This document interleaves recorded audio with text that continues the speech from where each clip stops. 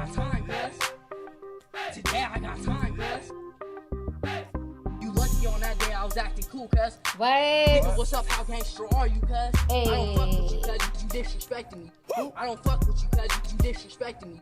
I go hard, cuz. Hey, everyone. I hope you guys are doing good. Happy Friday, okay? It has been a long week, but today's a beautiful day. It is 60 degrees in the Twin Cities, child. I'm like, shit, color me shocked, bitch, okay? Like, I'm here for a warm November right now. I got up super early today. I was at the blood drive. So I was volunteering at the blood drive. So, you know, for everybody on Discord, y'all know this because I've been telling y'all, you know, for a while. If you can, please get out there and donate. There is a blood shortage, not just in the Twin Cities, but around the country. Your blood can save somebody's life. So I was there for a few hours just helping out and welcoming people that were coming to donate blood. So that was how I spent my morning. So yeah, the weather has just been nice the past few days. I'm hearing there's a blizzard coming on Sunday. Fuck you and that blizzard, okay? I don't receive it, okay? I'm enjoying this 60-degree weather. But yeah, man, it's a lot going on. When I tell you I was minding my business, okay, doing my good volunteerism, and so, you know, in between breaks, in between people coming to, you know, donate blood, I said, well, let me go ahead and walk over to Twitter. Let's see what's going on Twitter. So, you know, I walked my ass to Twitter. I said, wow, who's Bubba? Blowing Bubba was trending. I said, well, excuse me. Objection, okay? The only Bubba I know and recognize is bubblegum shrimp, okay? I gotta find Bubba. That's the only Bubba I know, okay? So I'm like, well, who was blowing Bubba and what happened to him? Did he blow up? Is he okay? Who the fuck is Bubba? So, you know, I'm nosy, right? In between helping folks, I gotta find out who's Bubba. Okay, ma'am, you're gonna donate blood? Great. Here goes a name tag. Drink some water, get hydrated. We'll be with you in a few minutes. So after I sat her down, I'm like, let me go ahead and find out who is Bubba. And I go and I start looking through videos. I said, wait. Bill Clinton? His nickname is Bubba? I said, well, damn, this gives a whole new aspect to the big, beautiful Bill, bitch. Okay? The big, beautiful Bill.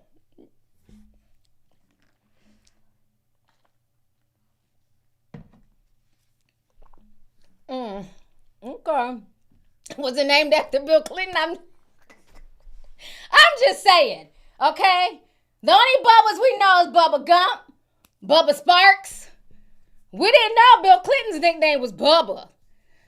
Well, for y'all who don't know, they said that the Epstein files have, well, some of them, not the whole thing, but I think they said like 2,100 pages has been released by the Democrats, okay?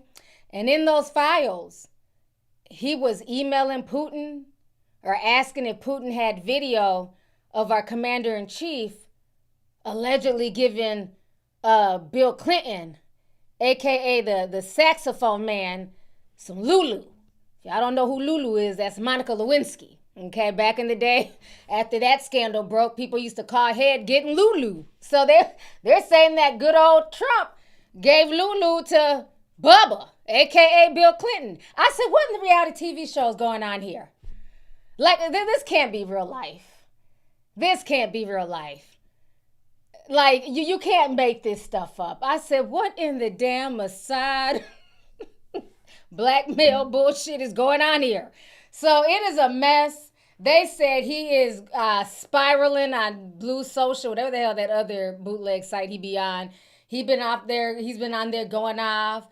He wants to investigate the Democrats. Like I said, I was minding my damn business, honey. I said, well, damn, shit.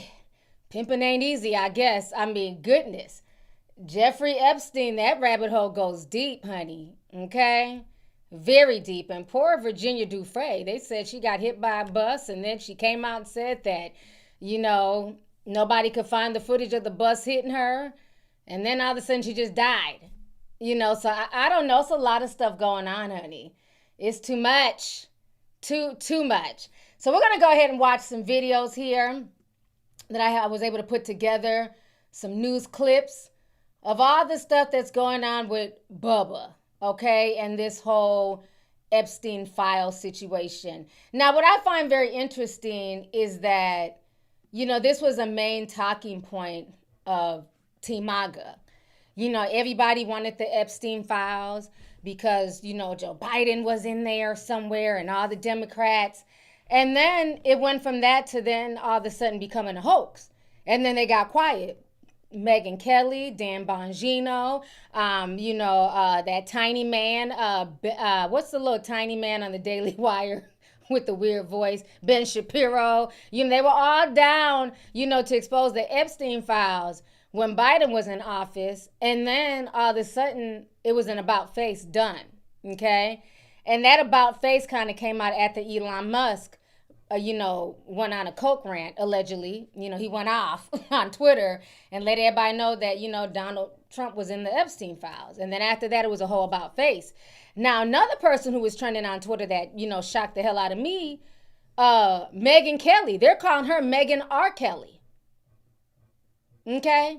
You can tell who done sold they souls, child. She's done a whole about face.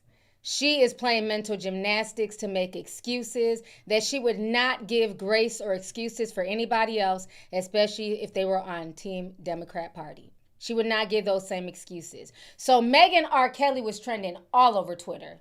And I was sipping slow. Them white folks was dragging the shit up out of her. Okay? Including MAGA folks. They was going in on Megyn Kelly. I don't know if y'all missed that earlier today. Oh, it's been a shit show. This has been a very good Friday, okay? It's been very interesting. So let's go ahead here. Let's watch this news clip where they're going to do some of the reading. Then we'll watch some other clips. And then we'll watch the response that just came from the White House like 2 hours ago, where now he wants the Democrats investigated. This is a Democratic hoax. That's what he's saying, okay? So we're going to go ahead and check this out. Let me go ahead and share my screen. Child, I got all these damn screens up. It'd be hard to keep up. Okay. This the one. Yeah, this the one I need. Well, no, this one. There we go. All right. Let's go ahead and see what First Post got to say. Made public by the House Oversight Committee on Wednesday contains shocking exchanges between Epstein, Ghislaine Maxwell, and others, painting a troubling picture of what may have happened behind closed doors. Among the most striking revelations is an email Epstein sent to his co-conspirator, Ghislaine Maxwell, back in 2011, where he wrote, and I quote, "I want you to realise that the dog that hasn't barked is Trump." Epstein went on to say that one of the young women, later identified by Democrats as a victim, spent hours at his house with Donald Trump. In her reply, Maxwell said that she had been thinking about that as well. The emails also reveal that in 2015, when Trump was seeking the Republican nomination for the White House, journalist Michael Wolff wrote to Epstein, "I hear CNN is planning to ask Trump tonight about his relationship with you, either on air or in scrum afterwards." If we were able to craft an answer for him, what do you think it should be? "I think you should let him hang himself. If he says he hasn't been on the plane or to the house, then that gives you a valuable PR and political currency." Years later, in 2019, Epstein reportedly wrote to Wolff saying that Trump had asked him to resign from Mar-a-Lago, although, according to Epstein, he was never a member of the president's exclusive club in Florida. In the same email, Epstein added that of course Trump knew about the girls, and even claimed that Trump had once asked Maxwell to stop. But the emails go beyond accusations. They show that Epstein's inner circle continued tracking Trump's movements long after their friendship reportedly ended. In one message from November 2016, Epstein's pilot informed him that Trump was scheduled to depart on a certain flight. The files also show Epstein's associates regularly forwarding news stories about Trump, suggesting the disgraced financier kept a close eye on his one-time friend. In fact, Epstein even mocked Trump in a message to former Treasury Secretary Larry Summers, calling him borderline insane. The reaction to these revelations has been swift and polarized. Democrats say the emails deepen the questions surrounding Trump's past association with Epstein and have demanded the release of the full Epstein files, believed to contain years of travel records and correspondence. Republicans, meanwhile, are pushing back hard. They accuse Democrats of cherry-picking a handful of messages from over 23,000 documents to create what they call a clickbait scandal. White House Press Secretary Caroline Leavitt also defended President Trump.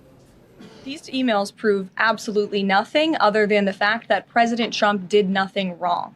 And what President Trump has always said is that he was from Palm Beach, and so was Jeffrey Epstein. Jeffrey Epstein was a member at Mar-a-Lago until President Trump kicked him out because Jeffrey Epstein was a pedophile and he was a creep. And this comes as President Trump has himself denied that he knew about Epstein's sexual abuse of underage girls and women. After these recent emails were made public, President Trump fired back on his Truth Social platform, accusing Democrats of trying to revive the Jeffrey Epstein hoax to distract from their failures on the government shutdown. The newly released emails have opened another chapter in the long and tangled history between Donald Trump and Jeffrey Epstein. What happens next will depend on whether the full set. Okay, so we're gonna go ahead and let's mosey on to IG because there's some videos on IG I want to show y'all too. Give me just a second here. Okay. Oh, hold up. All right. I think this was okay. Yep. So let's go ahead and watch him. Mean Epstein wrote in an email that Trump knew what he was doing the entire time and hung out at a house with one of his victims for hours on end? What do you mean that email has been in the possession of both the DOJ and a reporter and Congress this entire time and was only released this morning?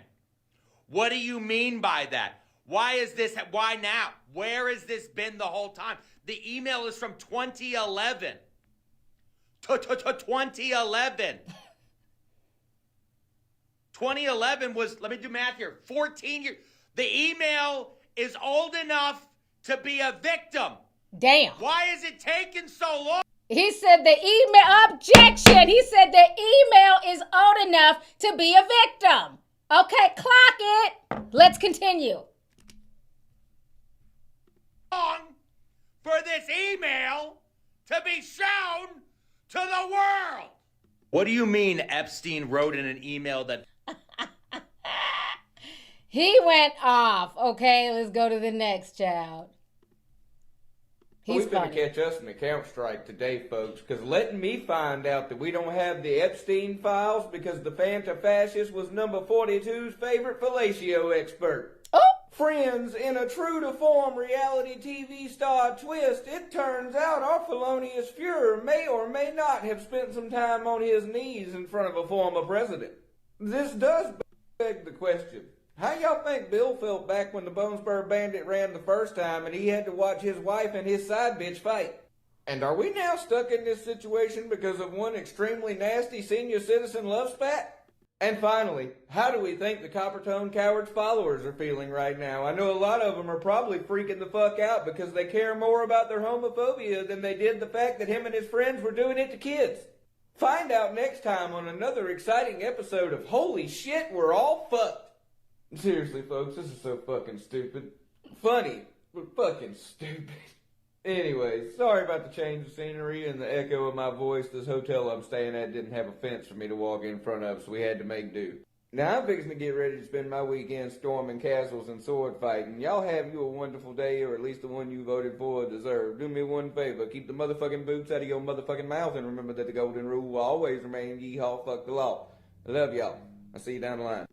He be cracking me up. He be going in. Oh my gosh, when I tell you, blowing Bubba was not on my bingo card, bitch, at all. All right, let's see. Now, you know Trump can't stand Harry, honey. He be dragging Harry. Trump is freaking out on social media right now over the whole Epstein story. He's begging Republicans to stop talking about it. He's directing the DOJ to investigate other people and their ties to Epstein, just not his. It's crazy. At 9:30 this morning, Donald Trump said the Democrats are doing everything in their withering power to push the Epstein hoax. He's calling it a hoax again, which is so offensive to all of the Epstein victims who certainly didn't experience a hoax. Then he said some weak Republicans have fallen into their clutches because they are soft and foolish. Epstein was a Democrat. He is the Democrats' problem, not the Republicans' problem. Ask Bill Clinton, Reid Hoffman, Larry Summers about Epstein. They know about him. Don't waste your time with Trump. I have a country to run. I don't know. Kind of seems like a Republican problem. Nobody was better friends with Epstein than Donald Trump. Then he continued that rage at 10:35, announcing that he's asking Attorney General Pam Bondi and the FBI to investigate Epstein's involvement and relationship with Clinton, Larry Summers, Reid Hoffman, JP Morgan Chase, and many other people to determine what's going on with them and him. So there are photos and videos of Trump and Epstein. He's written birthday cards to him. There are emails talking about him and how he knew about the girls and everything like that. But Donald Trump wants other people investigated, just not him. It's a very clear distraction tactic happening here. But yeah, look, I mean, I think it's safe to say that Donald is not doing well right now. Donald Trump is freaking out. The thing I don't understand is if he's saying that this is a hoax from the DOJ, then why is he trying to also have the DOJ people investigated? If it's a hoax, wouldn't it mean that it's a hoax for everybody involved? But I guess it's a hoax for him, but for everybody else, they need to be investigated. So very, very interesting. Donald Trump is dead. Well, not literally, but his presidency just might be. And let me explain. So there has been 23,000 files that have been released, and within that is a ton of emails between Epstein and other people, especially Ghislaine Maxwell. But there's been some bombshells in those emails. Everything from Epstein advising the Russian government on how to deal with Donald Trump, to Epstein bragging that Donald Trump was with Donald Trump after his inauguration in his first term as president, to Donald Trump saying that, or to Epstein saying that Donald Trump walked into a glass wall while staring at young girls in the pool on his island. And now apparently him even saying that Clinton was never actually at his island. Now, we do know that Clinton was accused of being on an airplane going to Africa, where Epstein was trafficking a girl on that plane at the same time. But when it comes to Donald Trump, there is so much evidence that he lied about everything when it comes to his relationship with Epstein. And they're doing everything that they can to cover it up. And Donald Trump has not responded. He's not responded on Truth Social. When he was asked in the Oval Office, when he was signing the reopening of the government last night about this, no response. He's a lame duck president. If he loses the Republicans in the House and the Republicans lose control of the House in the midterms, Donald Trump is going to be an afterthought. The question is, what do you guys think about it? Donald Trump. It's a lot of opinions. All right, let's see what Aaron has to say. Now begging Republicans publicly to stop talking about Jeffrey Epstein. He wants them to stop. He said in a new Truth Social post minutes ago, Democrats are doing everything in their withering power to push the Epstein hoax again, despite the DOJ releasing 50,000 pages of documents in order to deflect from all of their bad policies and losses, especially the shutdown embarrassment, where their party is in total disarray and has no idea what to do. Some weak Republicans have fallen into their clutches because they are soft and foolish.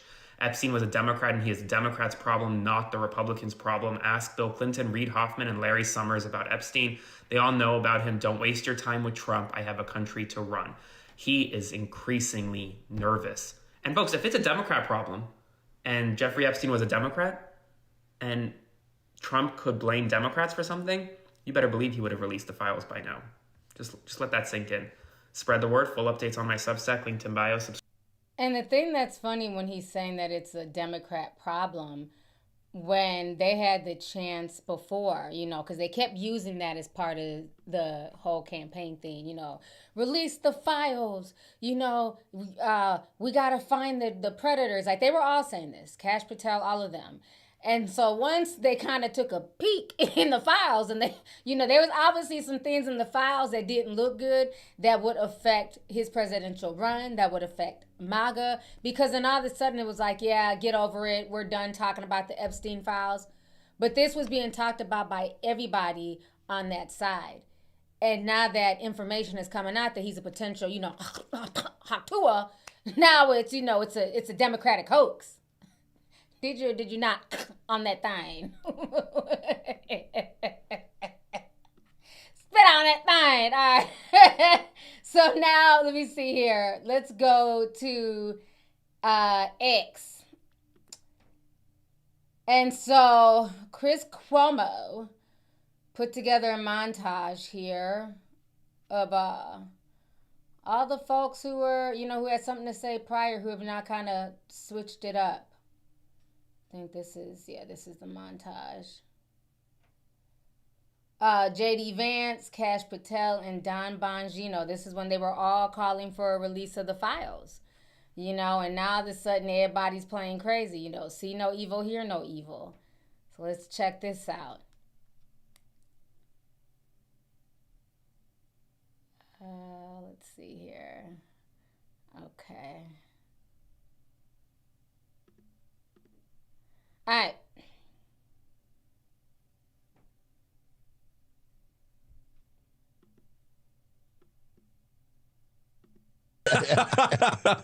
Seriously, we need to release the Epstein list. You say that the FBI has Epstein's list. They're sitting on it. Why is the FBI protecting the largest scale pederast in human history? Simple, because of who's on that list. You don't think that Bill Gates is lobbying Congress night and day to prevent the disclosure of that list? Some governments around the world may have some material that's related to the Epstein thing. Bill Clinton was knee deep in this, man. He was knee deep. Yeah, you got to release it. Now what? What changed? Is he trying to do the cross-eyed thing that I be doing? Okay, sir. You need. Okay. It's just funny though, because it's almost like, is this you? Are these the same people who were crying a year ago to release the Epstein files? Now they're switching up. Now they're switching up their tune. Let's also look at Meghan R. Kelly. They have been dragging her ass, child. Let's see here. All right. So this is Meghan R. Kelly. This is fun. They even got like a little side by side. At least she wasn't 8 years old. So yeah, like I said, she's been trending. Meghan R. Kelly has been trending all day. So let's listen to what she said prior versus what she's saying now. You feel as a victim. You feel a victim. To people who are going to be out there, because some are going to judge and say, you were 15, you were 16, you were 17, you were a willing participant. Again, the legal age of consent in California is 18, so there's no consenting for a 14 or even a 17-year-old in these circumstances. As for Epstein, I've said this before, but just as a reminder, I do know somebody very, very close to this case who is in a position to know virtually everything. Not everything, but virtually everything. And this person has told me from the start, years and years ago, that Jeffrey Epstein, in this person's view, was not a pedophile. This is this person's view, who was there for a lot of this, but that he was into the barely legal type. Like he liked 15-year-old girls. And I realize this is disgusting. I'm definitely not trying to make an excuse for this. I'm just giving you facts. That he wasn't into like 8-year-olds, but he liked the very young teen types that could pass for even younger than they were, but would look legal to a passerby. And that is what I believed, and that was what I reliably was told for many years. And it wasn't until we... Objection. Bitch, who gives a fuck? Who cares if they were 8 or 15? They're still underage. They're still children. A 15-year-old is not a grown adult. A 15-year-old is not legal. They're not even barely legal. Barely legal means 18. That's what people consider barely legal. 15 is not barely legal. You see how she's trying to do mental gymnastics to make excuses because, she's on the other team now? Whereas just a few years ago, when they were talking about, Scott Baio and his allegations, she was standing right behind old girl. But now you're trying to say, well, Lisa wasn't an 8-year-old. What is that supposed to mean? Don't you have children? I believe she might have a daughter. I'm not sure, but I know she has kids. So would you be cool with your 15-year-old daughter, hot toing on somebody who's old enough to be her father? Because at least she's not 8? Goofy. We heard from Pam Bondi that they had tens of thousands of videos of alleged, forgive me, they used to call it kiddie porn. Now they call it child sexual abuse material on his computer, that for the first time I thought, oh no, he was an actual pedophile. I mean, only a pedophile gets off on young children abuse videos. She's never clarified it. I don't know whether it's true. I have to be honest. I don't really trust Pam Bondi's word on the Epstein matters anymore. Yeah, so I don't know what's true about him, but we have yet to see anybody come forward and say, I was I was under 10. I was under 14 when I first came within his purview.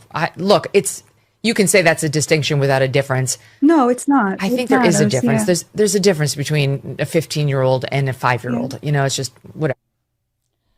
Girl, shut the fuck up, bitch. Let me come back on the screen. And the thing that annoys me with her is that she has all this smoke on her show. She be on her show cussing, trying to be a little hood white girl, you know what I'm saying, dropping F-bombs and stuff. But when it comes to this, all of a sudden you don't have the same energy. You know, well, at least it's not a 5 or 8-year-old. Nah, keep that same energy you have when you're talking shit about the Dems. When you're calling Jemele Hill ugly, bitch. Keep that same energy that you have for Jemele Hill. Because last time I checked, Jemele Hill was not on the Epstein list. But you had all types of smoke for her. You told her she needs to wear makeup. She needs to do something with her hair. You had all this smoke for Jemele as if Jemele did something to you. But now that we have receipts, it's, well, at least it's not an 8-year-old or a 5-year-old. Nah, where's the bass that you had in your voice for Jemele Hill? You have all this bass for everybody else. Where's the bass that was in your voice for Jemele Hill? Because like I said, last time I checked, she wasn't out here in nobody's island molesting nobody's 8 or 15-year-old child. Now let's clock that.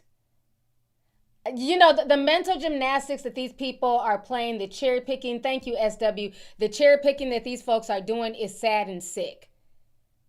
Because again, this is the team of morality. You know, we're against pedophiles and pedophilia rings. Remember, what was that damn video that came out back in 2020? The whole, the whole rabbit hole and how Trump was the savior and he was going to save all these kids from these pedophile rings. Remember that? They were the ones pushing that and saying the Dems were pedophiles and they were, taking adrenochrome from children and all this other stuff. And now that real receipts are dropping, everybody's energy is different. Somebody in the chat said, where's Dan Bongino? They said he done disappeared. I don't follow him. I don't know what Dan is doing. Last time I seen Dan, he was ranting on Rumble. And that was before he ended up in the cabinet. So I don't know what Dan Bongino's doing now. He used to be ranting every other day. So I don't know. They said ain't nobody seen him in a while. Where'd he go? Dan, they're looking for you, sir. Where are you at? He's another one, be loud. Yeah, remember that, the whole drain the swamp? Thank you, Carla Scott. Yeah, that was the main, drain the swamp, drain the swamp, drain the swamp, drain the swamp. Now they're quiet. Now cats got their tongue, or maybe the deep got their tongue. I don't know, something. You know what I'm saying? Now they can't speak. Now everybody's quiet.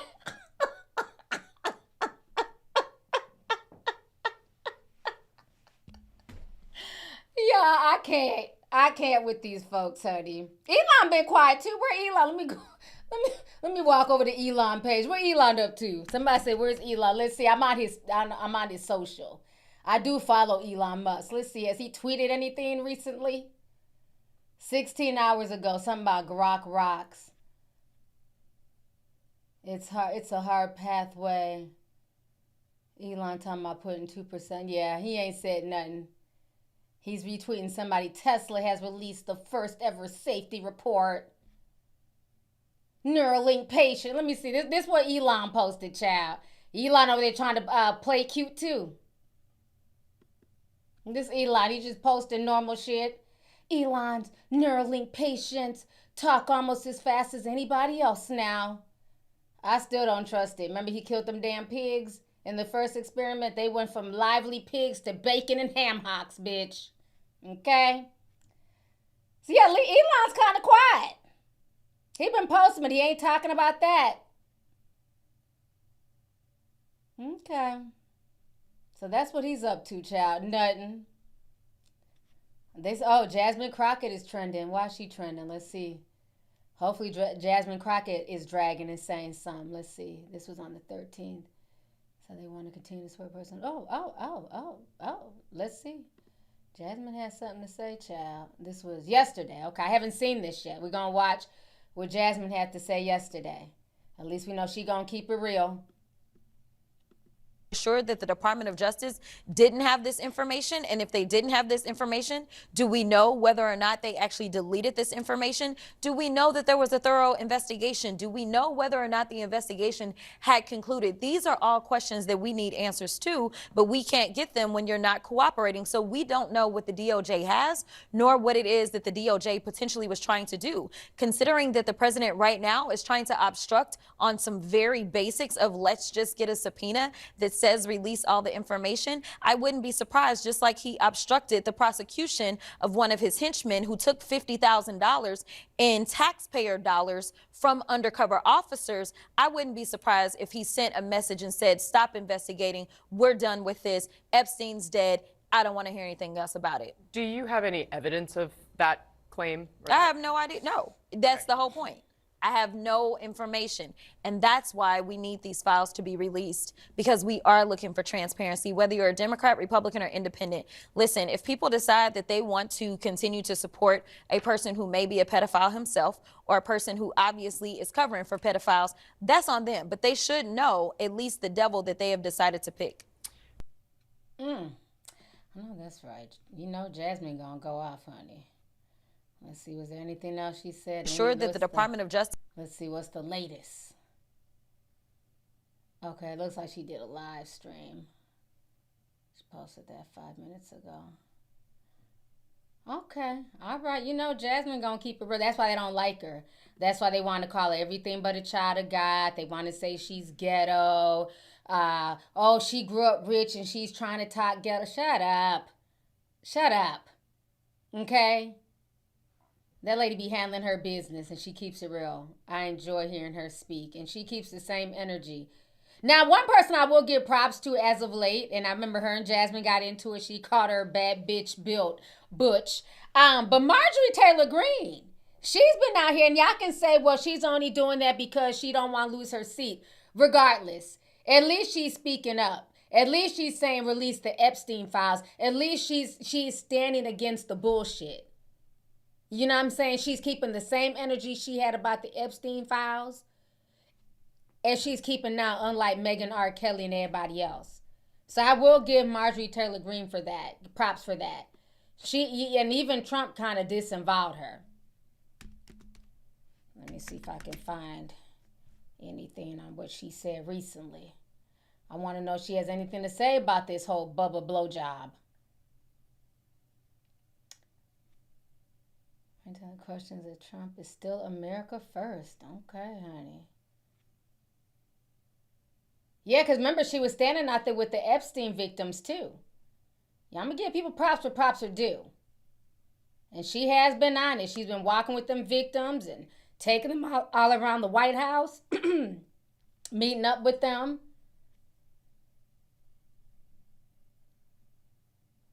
Let's see here. I'm looking for a video. All I'm seeing is articles. Excuse me, I got a cold. The weather's changing around here.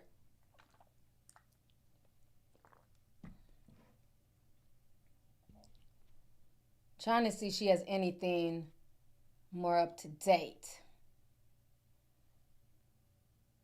Introduce the bill to eliminate. Oh, yeah, and then she's also introducing the bill to eliminate the H-1B visas. So, a lot of MAGA people are happy about that. Let's see here. Okay, here goes. By Jeffrey. All right, let's see. Here's something about her talking about Jeffrey Epstein. So this is a short clip. So let's watch this real quick. Let's see what Marjorie had to say here. Let's see. Okay, this one. I be forgetting which one I'm clicking on. Okay, here we go. Let's see what she has to say. These women have been waiting, some of them for decades. I talked to several victims that were raped by Jeffrey Epstein back in the 90s. And so. Okay, not this clocking. What kind of ratchet shit is this? Who recorded this off of their phone?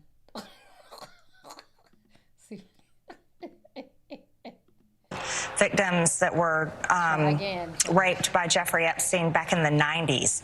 And so. Okay, all right. Well, that's enough of that. Somebody recorded it, pre-recorded it off of their phone, and I guess it's just, I don't know, clocking. So let me come back on the screen, child. Anyways, she's really been against, a lot of people in her party are mad at her. I didn't see her on The View last week. I heard she was on The View. I didn't watch it. Again, I'm not, team Marjorie Taylor Greene or nothing like that. But again, when somebody's right, they're right. I don't care what team you're on. I will give you props if you're doing the right thing. If we can condemn and call people out when they're doing the wrong thing, we can also give them a pat on the back of their head, like, good job this time. Okay? So it's very interesting, though. Like, the usual suspects are very quiet. The big, beautiful bill is currently trending. Child, every time I see that name now, I got to think, I'm going to be thinking about old Bubba. Hop Tua and Bubba. Oh my gosh. They are going, oh my goodness. These memes. Twitter is going in, child. Look at these memes, honey. They said, oh, Bubba, when Trump wants the big, beautiful bill, I'm going to drain the swamp. The swamp. Oh, y'all are shady, honey. Objection. Oh, not drain that type of swamp. Danica Lewinsky. Oh, my gosh. Child. Trump's big, beautiful bill. And not the Band-Aid on the ear. Oh, my goodness. Epstein's asked his brother, Mark Epstein, whether Putin have photos of Trump. Oh, yeah, this is the little paperwork here. Let me click on it. Let me put on the full view so y'all can see it. Give me just a second here. All right. So this is the one, Mark Epstein. You mean Donnie T. He says here, you and your boy Donnie can make a remake of the movie Get Hard. Then he says, and I thought I had tourists. I don't know what that means. Then they say here, ask if Putin has photos of Trump blowing Bubba.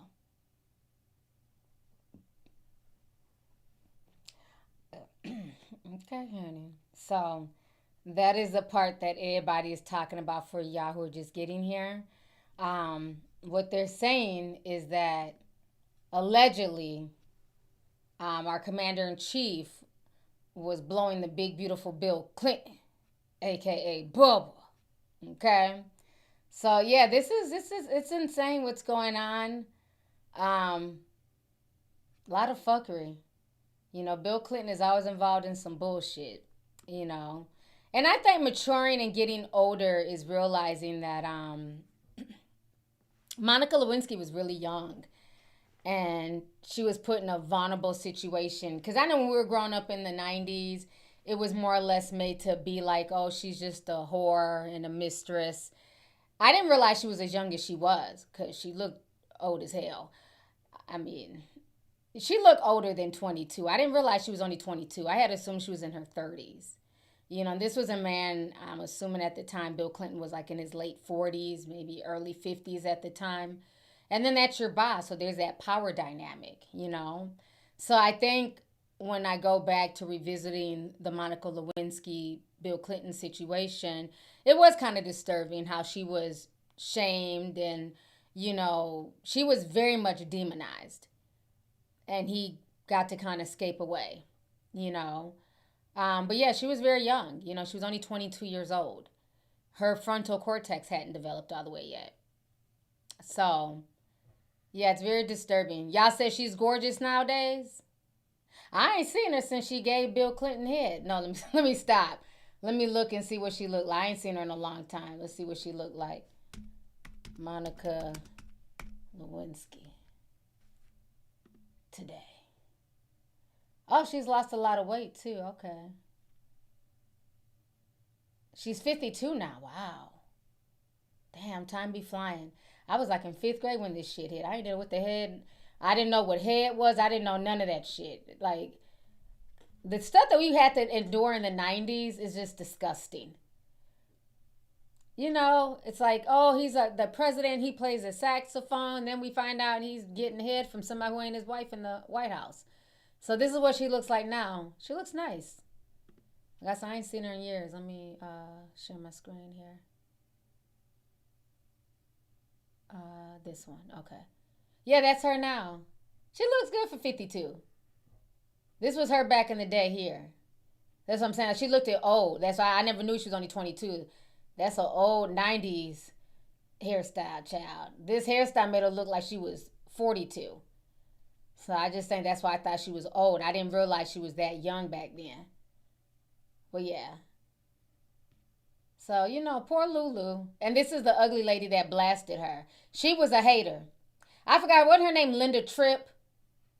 I think she wanted to be in Monica Lewinsky's place.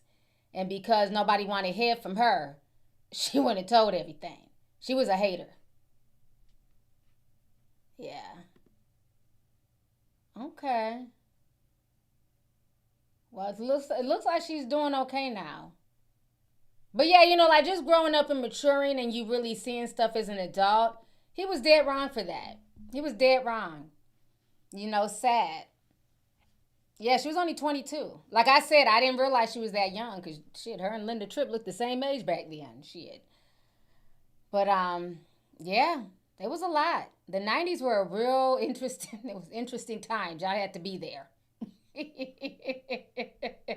Just mess. And the bitch say the dress that had the nut stains on there. If I'm trying to recall my junior high brain. Didn't the dress have stains on there and she like saved the dress? Just a ratchet friend. But friends like that, who needs enemies? And then they did like a DNA sample and found his, just trifling. So I'm not surprised. Bill Clinton's always been caught up in some bullshit. There's a biracial man been running around since we was kids talking about Bill Clinton's his daddy, that he got a black prostitute pregnant. But they said that they took a DNA test and he wasn't Bill Clinton's son, but I don't believe it. He looked like Bill Clinton's son. Have y'all seen Bill Clinton's mixed son? But they said the DNA test came back and said it wasn't his son. But he looked like him though. Danny Lee Williams. Yeah, this is him. Look just like Bill Clinton. And it took him years. He was trying to get Bill Clinton to like do a DNA test for years and he refused. That's him. He looked just like Bill Clinton. This him nowadays. Still look like him. That's him and his mama. So, I don't know. But he's been saying it for a long time that he's Bill Clinton's black love child. See, back in the day, they called these side babies love children. I don't know why. I like the name side baby better. But yeah, back then they used to call them love children. Yeah, okay. But yeah. So Bill Clinton got all types of weird skeletons in his closet, child. But yeah, they said they took the DNA test, but I don't believe it because if you're powerful like that, you can just have the DNA test not, you know what I mean? You'd be like, just pay the DNA test people to give the wrong results. So, I don't know. I think he looks like Bill Clinton. So, let's not forget, wasn't that Jerry Springer who had all them little half mixed kids, the biracial kids? And he ended up leaving his fortune to his mixed kids because they didn't have him. He had to hide the mixed kids. I had watched some type of documentary on Jerry Springer. Then I fell asleep, so I forgot what happened. But I heard that he left the money to the mixed kids. Yeah. Somebody said...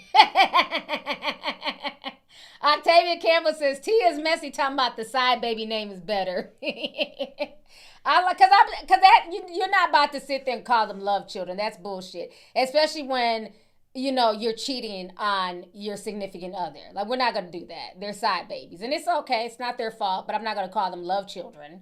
I'm not going to do that. We don't sugarcoat around here. They're side babies. But let's see. Let me read some super chats here, and then we're gonna go on to the next topic. Cause I know y'all weed heads. Ooh-wee, I got some bad news for y'all. Let's see here. Marlon Harrison. What's up, Marlon? He sent $20. He said, TGIFT, yesterday was my birthday, chapter 31. Happy birthday to you, Marlon. Thank you for the $20 super chat. I hope you enjoyed your birthday. Hope them kids at the school didn't stress you out too much. Shout out to our Discord brother, Marlon. So it's Scorpio season. We see you. Let's see here. Amber Ray sent $2.79, says, love you, TT. Been watching you since 2013. Thank you so much for being OG, sis, and thank you for just supporting my channel. I appreciate you. Jacob Dima sent $1.99, says, love you. I always look forward to your videos. Thank you so much. I appreciate you. Todd French sent $2, said, throw Stephen A. Smith in there too. He's out here deflecting. Oh, not Stephen, head honcho forehead Smith. Let me go ahead and Google. Let me walk back to Twitter. Let's see what he done said. Stephen A. Smith. Epstein.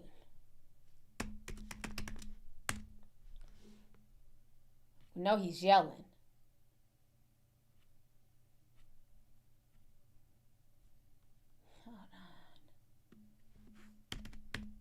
I want to know what he done damn said.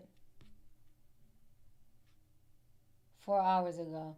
Stephen A. Smith on Donald Trump. How long is this? Stephen A. Smith calls out the Democrats. Child. I should have known. Okay, looks like Twitter is clocking. Let me see if I can find it on Instagram or TikTok. Twitter is acting up.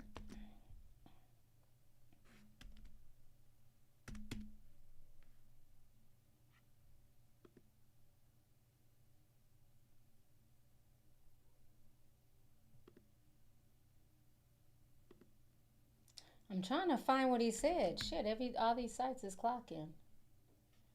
I just need something short. Just short and quick.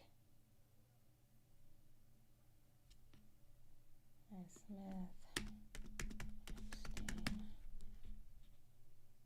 Okay, there you go. He was also on News Nation. There you go.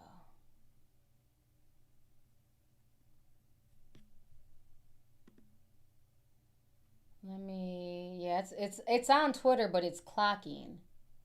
For some reason, Twitter looks like they're having issues again. Let me refresh the page and see if it plays.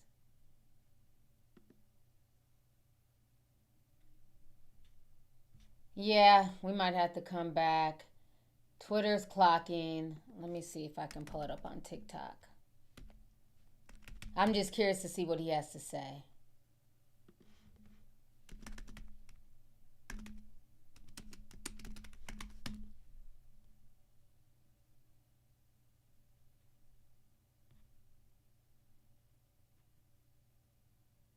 Ladies and gentlemen, keep in mind that I found it. Found it. Of course, he's yelling like a banshee. Let's see here.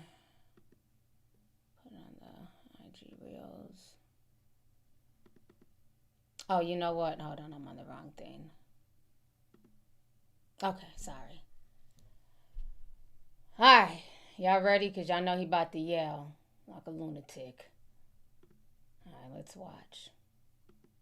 Epstein files were in existence and free to have been opened during the Biden administration. You were there for 4 years. How come you didn't open it as a Democratic Party then? What am I missing? I'm not saying I know. It's a legitimate question. Maybe I don't remember the answer. Maybe my extraordinary producers should be able to help me during the commercial break. But from my understanding, the same files that were open or being open now with the 220 pages of documents or whatever it is, with various emails, that could have been done when Biden was in office. Well, why didn't you do it? If it's so important now. What were the Democrats doing at that particular moment in time? This is the kind of stuff that smells. Because my attitude is just deducing how much they despise Trump is if there was some real bona fide dirt on him, since you went after him with the 34 felony convictions, which essentially was deduced to him paying hush money to Stormy Daniels, a porn star, just so she wouldn't reveal their happenings with one another leading up to the election in 2016. Okay? So basically, we didn't miss anything. He ain't talking about shit. He's just yelling. He's just yelling and screaming from his soapbox. Sir, just go back to talking sports. He's just annoying. All right. Objection. Yeah, get him the hell up out of here because Moneybag Mo is in the building. Thank you, Moneybag Mo. She just sent $499.99. Thank you so much, sis, for coming through and blessing my stream. I appreciate you so much. I hope you're having a great day, a happy Friday where you're at. Man, Moneybag Mo is in the building. She's always coming through and just blessing it. I really, really appreciate you, sis. I do. Go ahead and hit her with a heart. I really appreciate that. It's so much going on. Stephen A. Smith is a clown. All right, let me read some more super chats here. Monte Reyes says, I almost broke my ankle when I seen the live notification, but Danica Lewinsky energy towards Hillary Clinton all makes sense now. That's what a lot of people are saying, that might be why he really does not like Hillary Clinton. There's some type of lover's quarrel. I'm just saying what the streets were saying on Twitter, okay? So thank you for the super chat. Miss T6727 sent $10. Thank you so much for the super chat as well. Dexter Davis, what's up, Dexter? He gifted somebody a membership. So if you guys want to be a part of the membership, he gifted a free membership. I'm working on my deep dive. So in between everything I've been doing, I'm working on a new deep dive. Hopefully, I should be done by Monday. I'm excited for this deep dive that I'm working on. And we also opened up the Discord. So the Discord was opened up this past Saturday. I know some people were upset that they missed it. I might open it up again. Not this Saturday. We got things to do.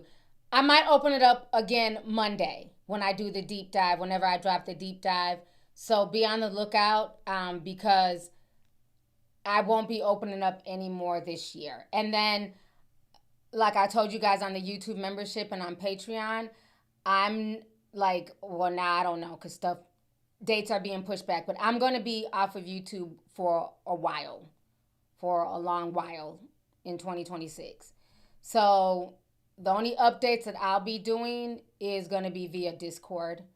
We had our meeting, what was that, Thursday? No, that was Monday we had our meeting. So a lot of the newbies were there. We had a really good time. So shout out to all the newbies that were able to attend the meeting. The Zoom meetings are off the chain. If you have not been to a Zoom meeting, you're missing out. If y'all think these meetings, these live streams be fun, child, the Zoom meetings be off the chain, honey. Okay, and TK, I got my bag. I went and got my bag, okay? I'm not packing them with no dildos, but I did get the travel bag. It came the other day, so thank you for the... That meeting was nuts on Monday, I swear. That was nuts. But yeah, I haven't told like YouTube what's going on. And I'm not gonna talk about it right now on YouTube just because all my like real stuff I be really going through is Discord stuff. But I'm just letting people know that I'm not going to be here for a while. So once I do finally shut down the Discord, I'm just not, it's not going to be open for a while. So I know a lot of people are kind of upset when they seen the message and then they didn't get a chance to join. So I will do another opening. But I'll probably do the opening around the time when I release my latest deep dive. So just be on the lookout for it. It's always posted on Patreon and on the YouTube membership. That's the only place I offer the Discord. So I'm not posting on Instagram, Twitter, any of that. So this is for people who are members and who have been supporting me. So just be on the lookout for that info. But yeah, Dexter Davis did gift a free membership. So if you want to join that, snatch that up. Let's see here. Fabiola Eugene. Oh, just refreshed. Hold on. Set 99, she says, "Hey T, today's my birthday, Scorpio gang." I don't know anything about Scorpios, but happy birthday, ma'am. I'm Team Leo, ma'am. Okay, Team Leo over here. But happy birthday to you and all the Scorpios. I hope you enjoy your day. Thank you. I hope you're having a good time on your birthday and you're enjoying this live stream. So, yeah, it's definitely that season, you know. The weather's nice. I'm really happy about the weather today.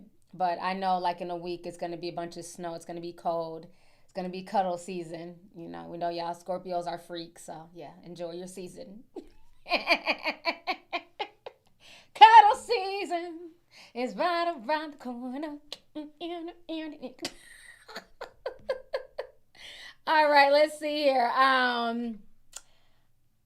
Herman Chris says, "Love you, T. If you want to put your Mother Goose glasses on, the emails are up on the White House Oversight.gov website."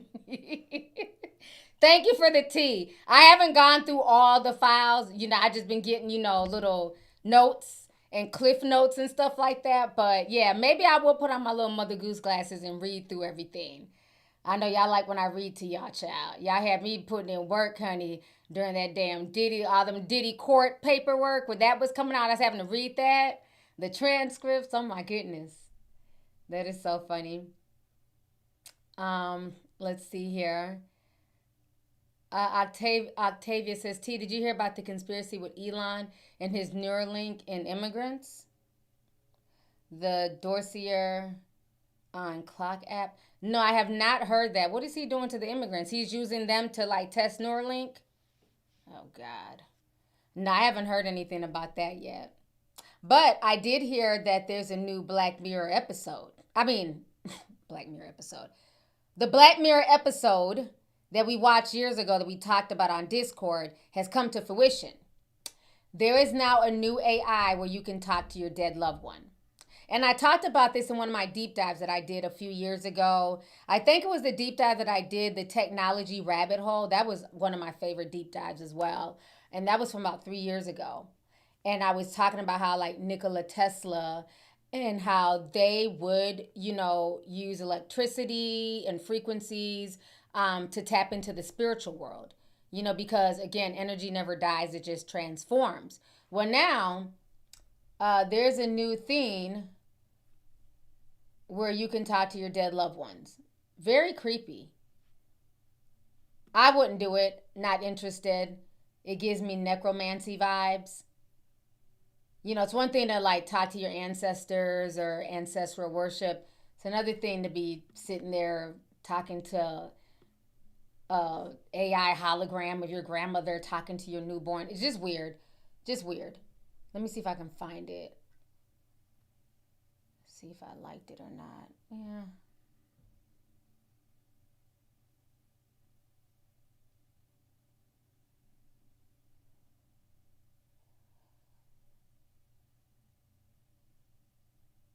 I'm trying to go through my likes, but I don't know. Child, I be liking so much stuff, honey.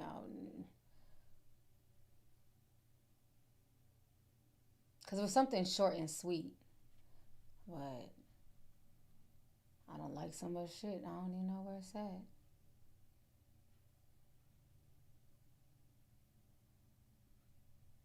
Forever young. I wanna be forever young. I'm always liking those AI videos, the Forever Young videos. Some of them make me cry.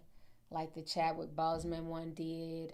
There was one I just seen of who was that one? Sinbad. Oh my gosh, that was sad. Let me see if I can find it on YouTube. See, AI now lets you talk to the dead.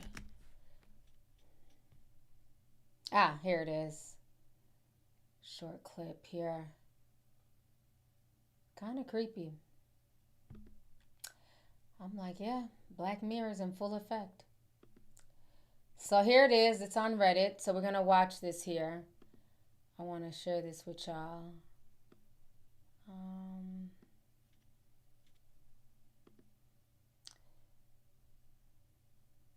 Okay. All right, good. Clicked on the right thing. All right, let's see. He's getting bigger. See? Oh, honey, that's wonderful. Kicking like crazy. He's listening. Put your hand on your tummy and hum to him. You used to love that. It feels like he's dancing in there. Oh, honey. Mom, would you tell Charlie that bedtime story you always used to tell me? Once upon a time, there was a baby unicorn who didn't know he knew how to fly. This baby unicorn was like your mom because she didn't know that she knew how to fly, but she knew how to do all kinds of fabulous things. Hi, Grandma. Hey, Charlie. How was school today? It was really fun. What kind of shit is this? I'm sorry. I don't really care that much about basketball. What about the crush? Stop. Grandma, stop talking. Just tell me one thing. Look who's gonna be a great grandmother. Oh, Charlie. Oh, congratulations. She says that he's been kicking a lot, though. Like, a little too much. Tell her to put her hand on her tummy and hum to him. You loved that. You would have loved this moment. You can call anytime.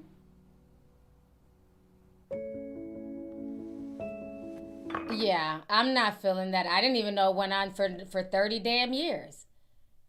Yeah, I'm not feeling that. That is fucking creepy.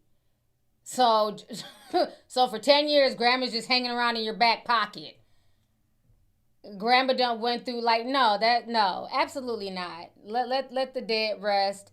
Again, you can pay homage to your ancestors. You can, pray, to your grandparents and wish them deliverance. I don't want to talk to my grandmother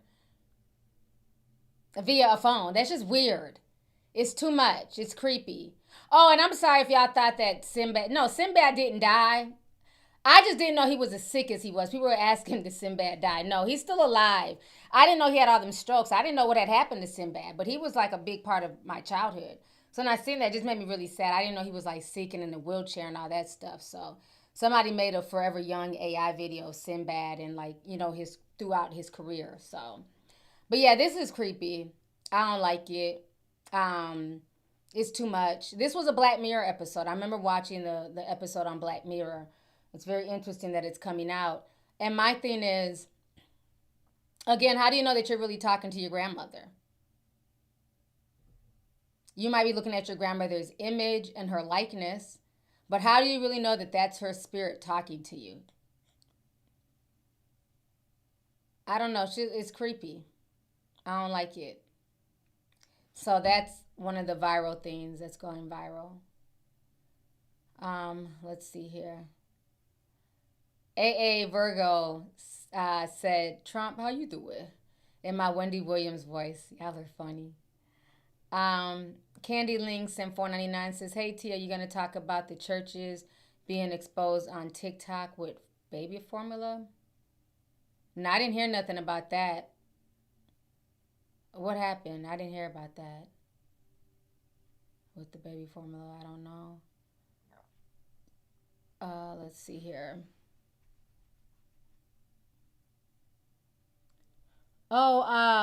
8806 Erica, she gifted 5 YouTube memberships. So thank you, Erica. I appreciate you.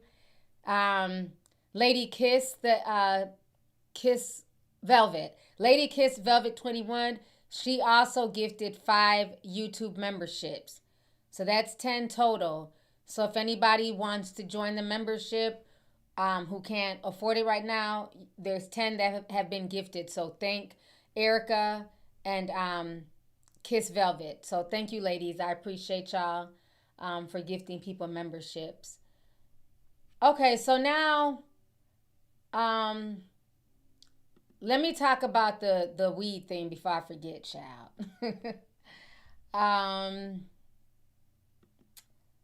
Okay. So y'all know I didn't do a video, but I talked about it on Discord. We had a meeting, a Zoom meeting. I was very upset. I was up when the shit came down from the government shutdown was over, and the Democrats literally, they got nothing. This whole shutdown was pointless. And so, you know, I was very upset about that because healthcare is about to rise and everything else. And even some people are not even able to get their SNAP benefits yet. So it's not like SNAP has come right back on. And then it was announced today that he wants everybody who's on SNAP to re-verify that you're eligible for SNAP. So whatever, Democrats, I'm over it. We talked about this on Monday in the meeting. Well, during that whole shutdown debacle, they had snuck a bill in that people did not realize until the next day. There's a potential bill to ban all THC hemp derivative products, meaning no more gummies, THC Doritos, Skittles, and drinks. THC drinks.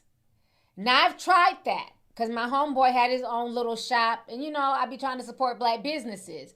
As somebody who's never smoked weed, I had no business drinking the lemonade on an empty stomach.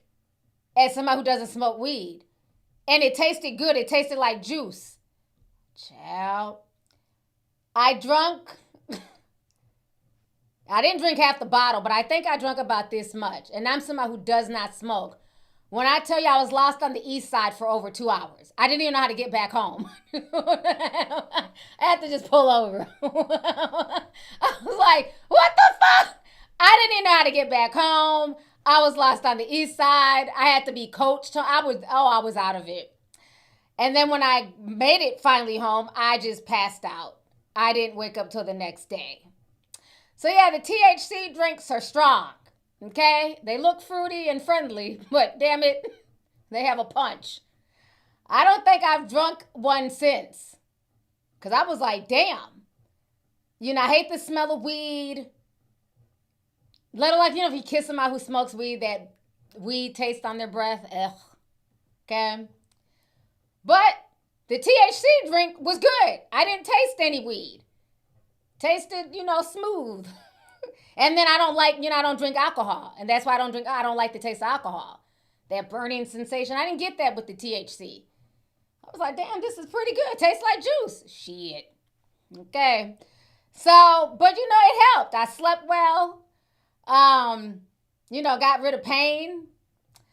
But, you know, I don't try and indulge too much. But yeah, I've even tried the gummy stuff. Because people are like, you know, try the gummy stuff. You know, say, well, I don't have to, because y'all know I take pain meds. Everybody knows that. I take legal pain medicine. So, you know, people are like, you know, try the gummies that can help so we don't have to take as many opiates. You know, I just feel like it just makes me really, really fucking high. I'm like walking like this in the kitchen. So I just don't like the way necessarily the gummies make me feel. You know, I've tried them and I'm just like, oh my gosh, it's just like, you know, I think it's just too much.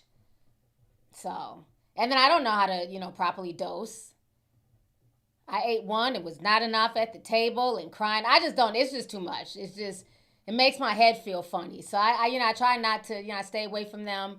I'd rather just take my pain meds and just lay down and go to sleep. At least I know how that's going to affect my body. But the time I tried the gummies, I just, kind of was, I be screaming and shit. I don't know, it just be too much. Then when I drank the THC, I got lost, came home and passed out. So I just don't think me and THC mix because I'm not a smoker. So I just don't know how to handle it. But, bless y'all's hearts. The ones who can do gummies and smoke, you know what I'm saying? Bless your heart. So, there's not as much stigma anymore with THC. Back in the day, like, oh, you're a pothead. Now everybody's, eating Doritos. There's a THC shop up the street. They sell Doritos. You need Doritos and Skittles and all types of stuff. Well, they're trying to ban that. And the thing is, in Minnesota, a lot of people have been able to start businesses. Well, mainly white people. Let's keep it real. It's mainly white folks that are in the THC business. Now, my homeboy's black. It's very hard for black people to break into that business. That's one thing I've noticed. I mean, you can break in, but it's hard. It's a lot of, red tape. You need a lot of money. And so a lot of folks are very upset about this. This was what was snuck into the bill during the shutdown. So we're going to watch some videos. One is coming from the Twin Cities. I also have one, I think, from Illinois. But yeah, so this is, a lot of people in the Twin Cities are very worried because this has been a big income stream. Now, one thing I do like with the CBD, I like CBD, like the oils, the CBD creams. I used to sell CBD creams. I like CBD, it does help relieve pain and stuff like that. So, but yeah.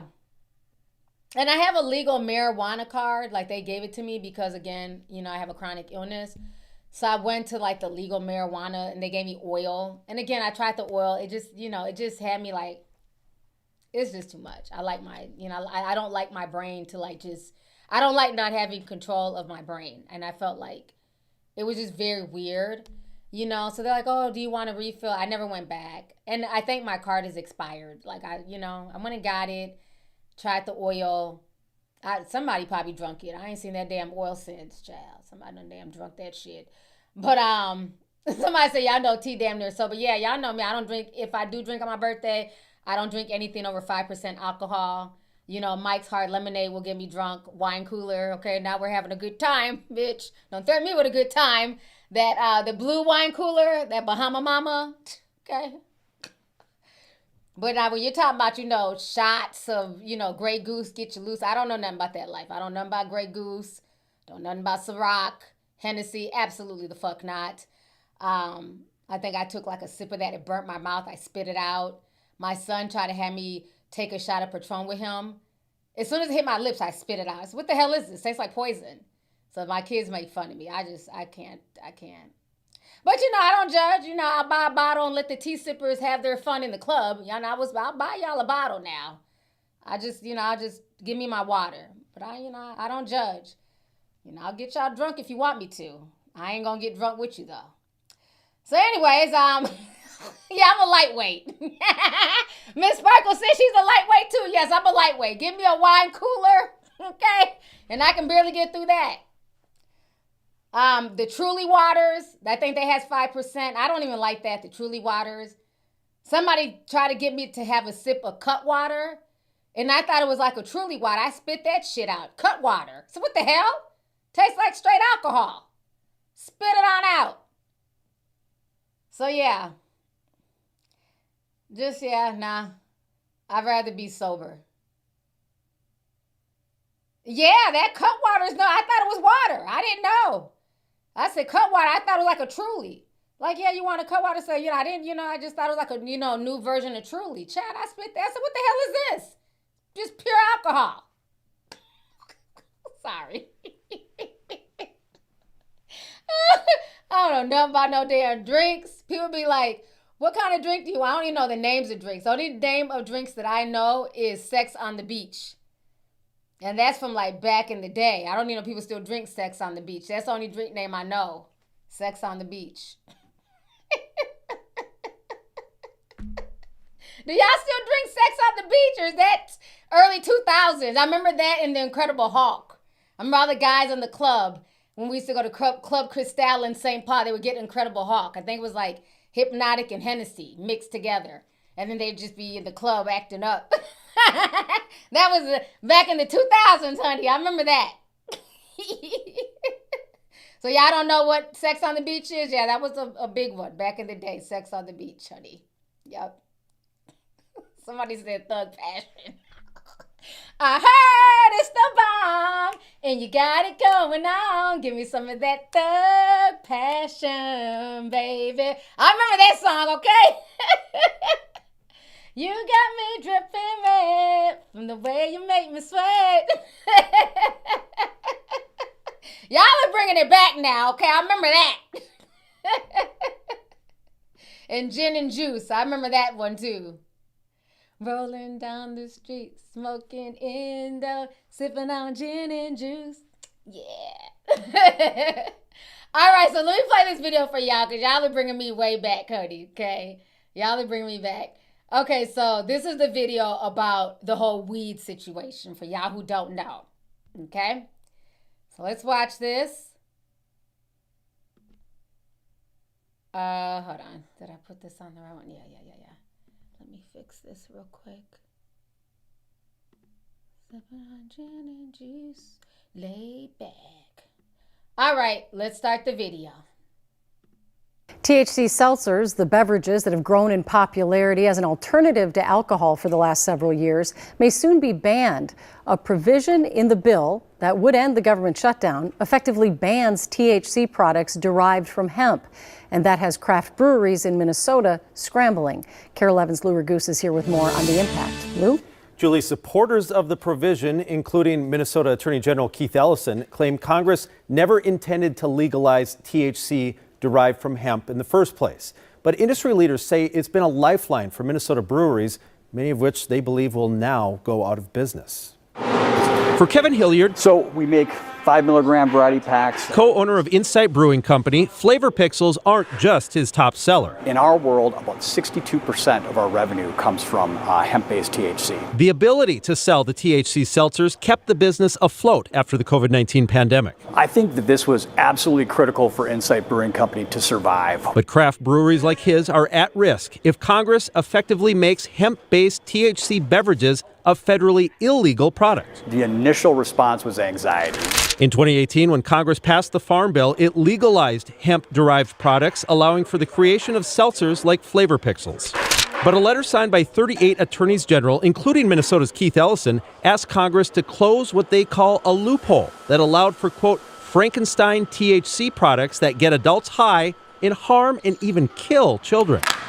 While those concerns stem from illicit gummies that appeal to kids, industry experts say the law change would also affect THC beverages. Seltzers usually come in cans with 5 milligrams or 10 milligrams of THC, but this new federal law will limit the amount to 0.4 milligrams. I didn't know that they had milligrams on the bottle. My homeboy just put it. Oh, them damn bootleg black shots. They don't even have a milligram written on the bottle. He just gave a glass bottle with lemonade. No wonder I was lost on the east side. Who knows how much THC he had in that bitch? I didn't know it came with like a milligram percentage. They just gave me a glass bottle. It was like, here, lemonade.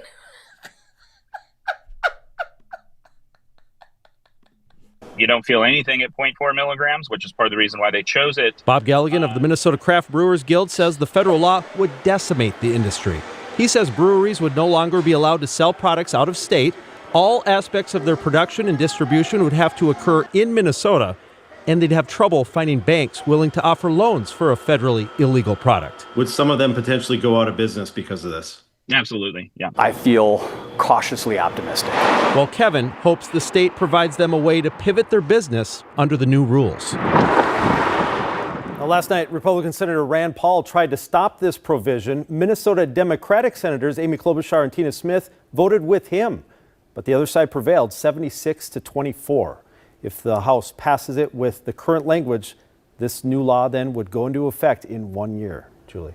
Wow. So they'll just have to see if they can hire Minnesota growers? Well, so yes, and the big part is they need to emulsify the hemp to make it so it'll dissolve in liquid. A lot of them use out-of-state services to do that. And so they would have to move that and every other aspect of it in-state. All right, let's see. There's another one here. This is Chicago businesses. Vote to end the government shutdown last night. It also approved a measure which could effectively ban most hemp products. Businesses nationwide would be affected, along with some 300,000 jobs. WGN's Dana Rebick joins us now live with more on how Chicago businesses are reacting. Dana?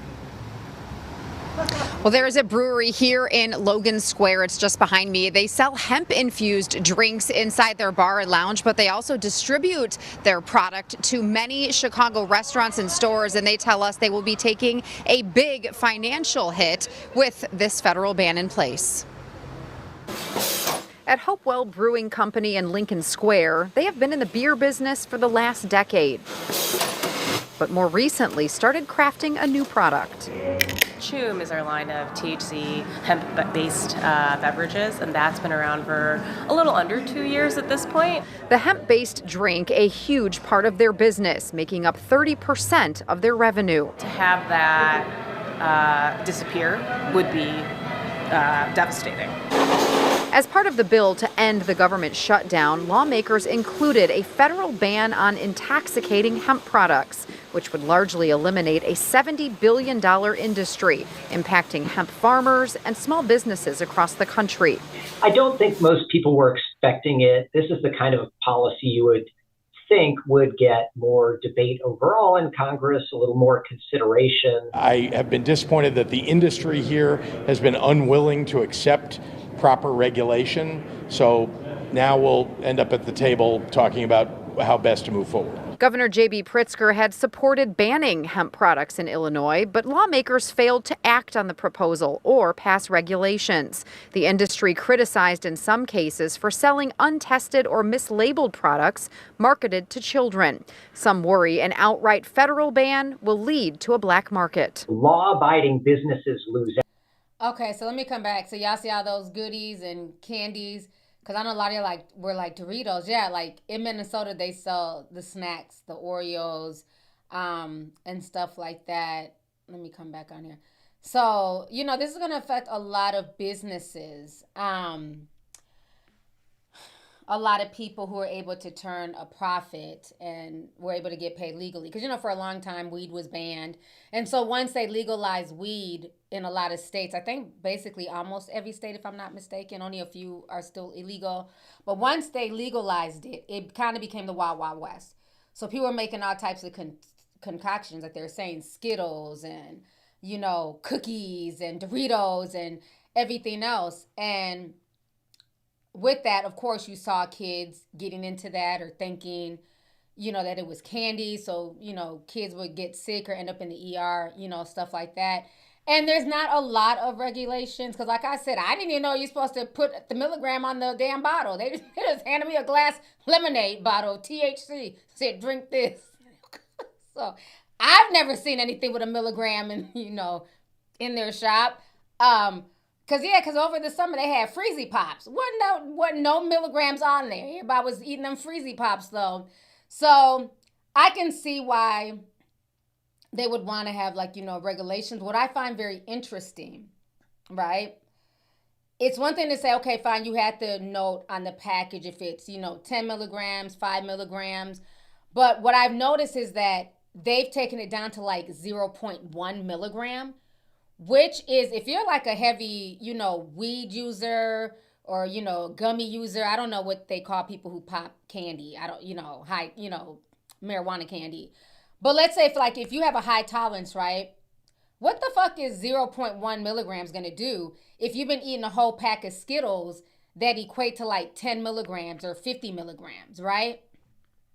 So then I started following the money trail. You know me. I'm about the money. This wasn't snuck into the bill for no reason. And then I remembered a few months ago running across a video that this generation of kids, they're not drinking as much as previous generations. And a lot of people are even drinking, what is that? The mocktails. Mocktails are becoming more popular. And I think mocktails are a hustle as well. Some of y'all need to get cussed out because never in life should you charge $15 for a mocktail when ain't nothing but juice and fucking ginger ale. Okay, with a slice of lemon. $15 for what? Ain't no liquor in here. You're saving money. Mocktail should be no more than $2. Okay? I ordered a mocktail and I was, what? $15? I didn't ask for a double shot of Hennessy. Yeah, some of these mocktails are out of control. Sorry, I had to rat. But anyways, yeah, how you charging for some juice with some Sprite and a little thing of lemon on the side? It looks fancy, it's cute, it's dipped in sugar, but $15 for what? It ain't nothing but juice. The mocktail industry is bullshit. We gonna clock it, okay? But so a lot of people in this generation, they're not drinking as much. they're, feeling like, alcohol's not good for you. Just people have been going through a lot of things with alcohol, alcoholism, stuff like that, right? So when I was following the money trail, I had noticed that Jack Daniels and a lot of big brewers were kind of feeling away about the THC. Because the difference with the THC, you can get drunk, right? You can get not drunk like alcohol drunk, but high, right? Where you're feeling good and you're drinking in liquid form. So what I found out is that a lot of young people, it's not that they gave up liquor because, they're good Samaritans. Oh no, they're just drinking liquid THC. Don't let these young kids fool you, okay? They traded in one habit for another. So a lot of young folks are, and it's legal. So, no judgment. But a lot of young folks would rather drink liquid THC than, as opposed to alcohol. Because the alcohol, it's not really good for your liver, over time.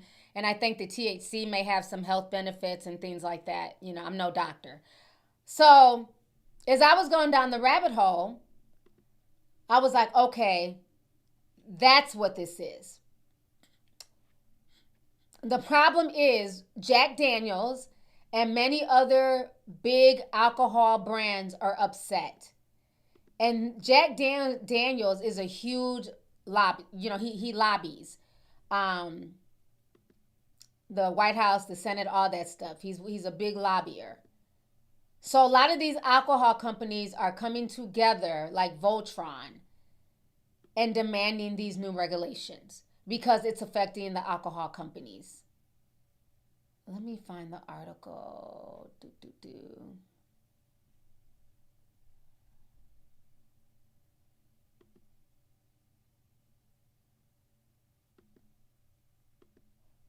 Is this it? Okay, here it is. This was back in June, okay?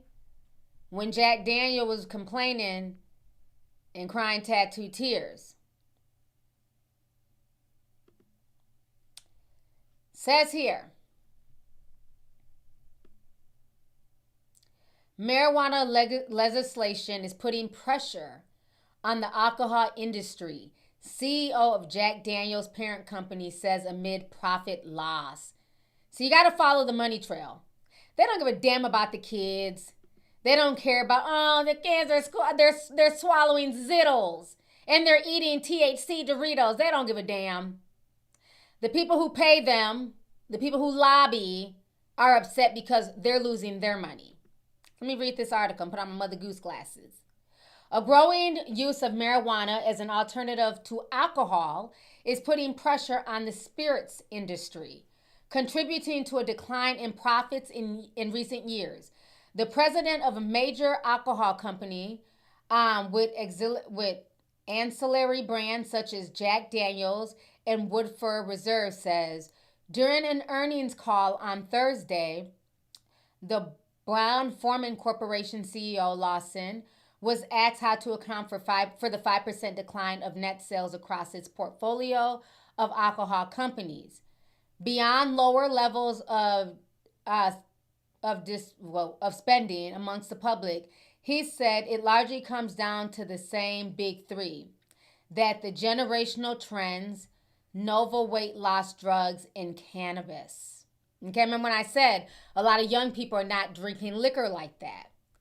And then with a lot of people on, I guess, Ozempic, I guess they don't have the... Ozempic curves alcohol. Like if you're feeding for alcohol, it curves that as a craving because alcohol tends to have a lot of sugar. And then people turning more towards cannabis and THC. Let's see here. They're saying we'd be naive if we didn't say that there isn't some pressure coming from those. But I would still argue that it is the consumer and their wallet that just doesn't have as much money in it. Another thing, too, is if you guys don't know, they're also being hit really bad with tariffs. Okay? And so tariffs are also affecting the alcohol industry.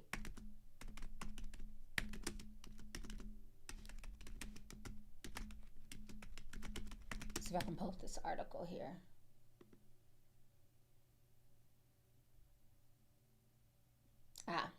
So this was as of August.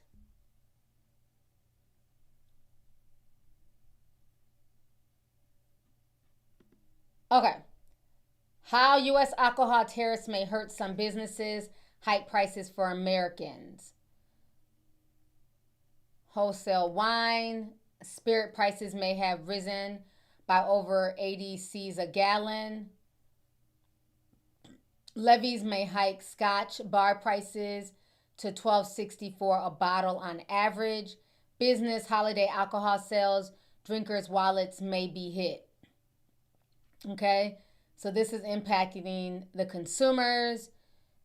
And you guys can see how in prior years, before the tariffs hit, how they jumped up. So that's another thing. So I believe because the tariffs are affecting the industry, plus the way the consumers are consuming, other products, and Trump does not want to admit that the tariff situation was an epic fail, they'd rather do them a solid because they actually have the money. They have old money to invest into lobby. A lot of these new THC companies, they don't have old money like that. They don't have, millions and millions of dollars to lobby government, So a lot of these people are mom and pops places. So that is why now they're trying to make a stricter ban. And you notice a lot of it is affecting the drinks. They don't want the drinks to be 5 and 10 milligrams. They want them 0.1 milligram because they don't want you getting that high euphoric feeling when you drink. They want you to get that feeling from alcohol, from spirits. Okay? Now, this video I ran across, they did a really good breakdown, and they had made this video like 2 weeks ago, which is interesting. And they're basically talking about how the cannabis industry is disrupting the alcohol industry. So we're going to watch it. It's pretty short.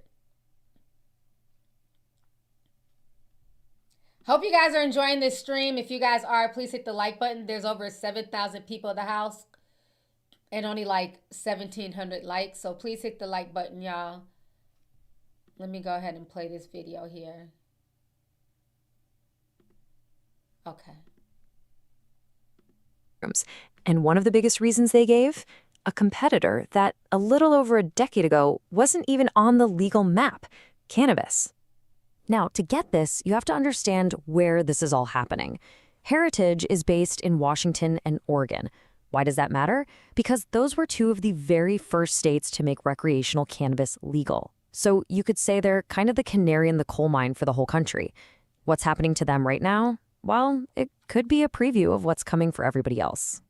So look, this is way bigger than just one craft distiller. The pressure that Heritage is feeling, it's sending some serious shockwaves through the entire alcohol industry, and I mean all the way to the very top.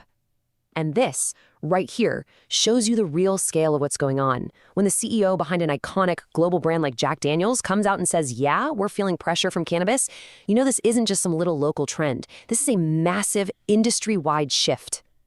So, what's the move from the big guys? They're heading straight to Washington, D.C. We're talking huge names, Anheuser-Busch, Bacardi, Moet Hennessy. They're all spending real money on federal lobbying to try and influence cannabis policy. They aren't. Do y'all see that? Do y'all see the names? These people have old money. Talking about Bacardi, Moet, Hennessy. So they're lobbied against the cannabis companies. So you got the old money, the old guards hating on the new guards, hating on the new competitors. They don't want competition. And this is what it boils down to. And who suffers? The American people who want to sit and drink THC. They aren't ignoring the competition. No, they're trying to shape the rules of the game. Okay, so that begs the question, what's actually driving all this? Why are people choosing a THC seltzer over a classic beer or cocktail? Well, the answer really comes down to how people see these products.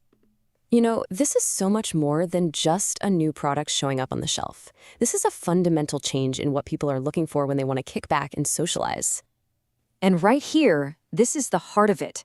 For generations, alcohol was just the default. It was the social lubricant. But now, a majority of Americans actually believe cannabis is a healthier option.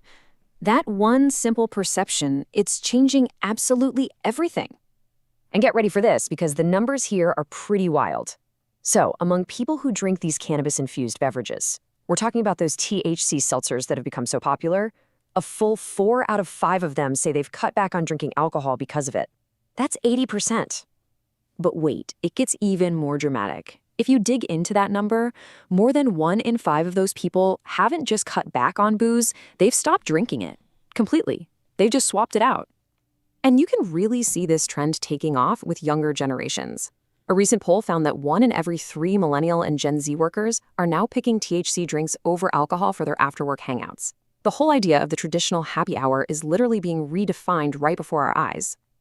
So, we've seen the pressure on the industry, and we've talked about the why behind it all. So now let's look at where this is all going. This huge consumer shift is pushing cannabis drinks out of the specialty dispensaries and into some very, very familiar mainstream stores. And just so we're clear, this isn't some far-off prediction about the future. The mainstreaming of cannabis drinks is happening, like, right now, and probably in places you would never, ever expect. I mean, think about this.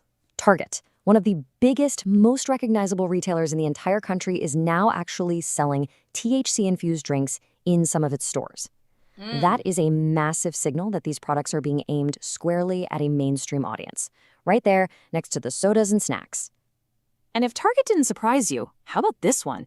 The VFW, the Veterans of Foreign Wars, has actually partnered up to bring branded THC drinks to its posts all across the country. They're framing it as a potential alternative to alcohol for veterans. This isn't just about what's cool or trendy. This is a really profound cultural shift.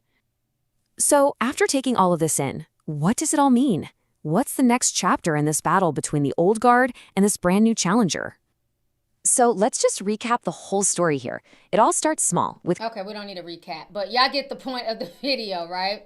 And this person made this video, My 420 Spot Directory, that's their channel. They made this video 2 weeks ago.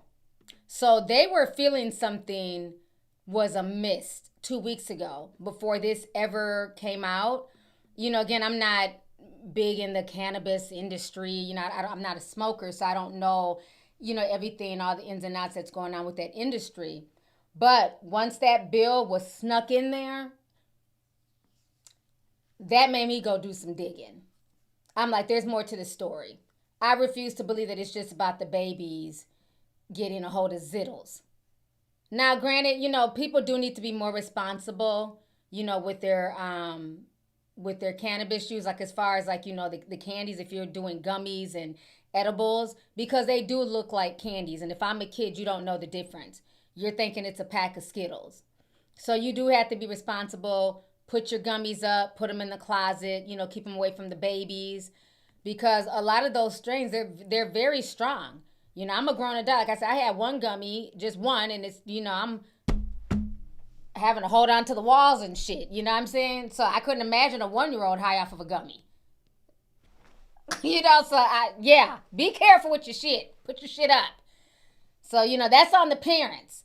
But I think it's very unfair to sit there and try and take that away from, you know, adults who are grown and, you know, want to drink THC drinks and stuff like that. This is about competition. They don't want competition. And it's just sad. It's like, damn, it's like the more you grow up, it's just like you just see how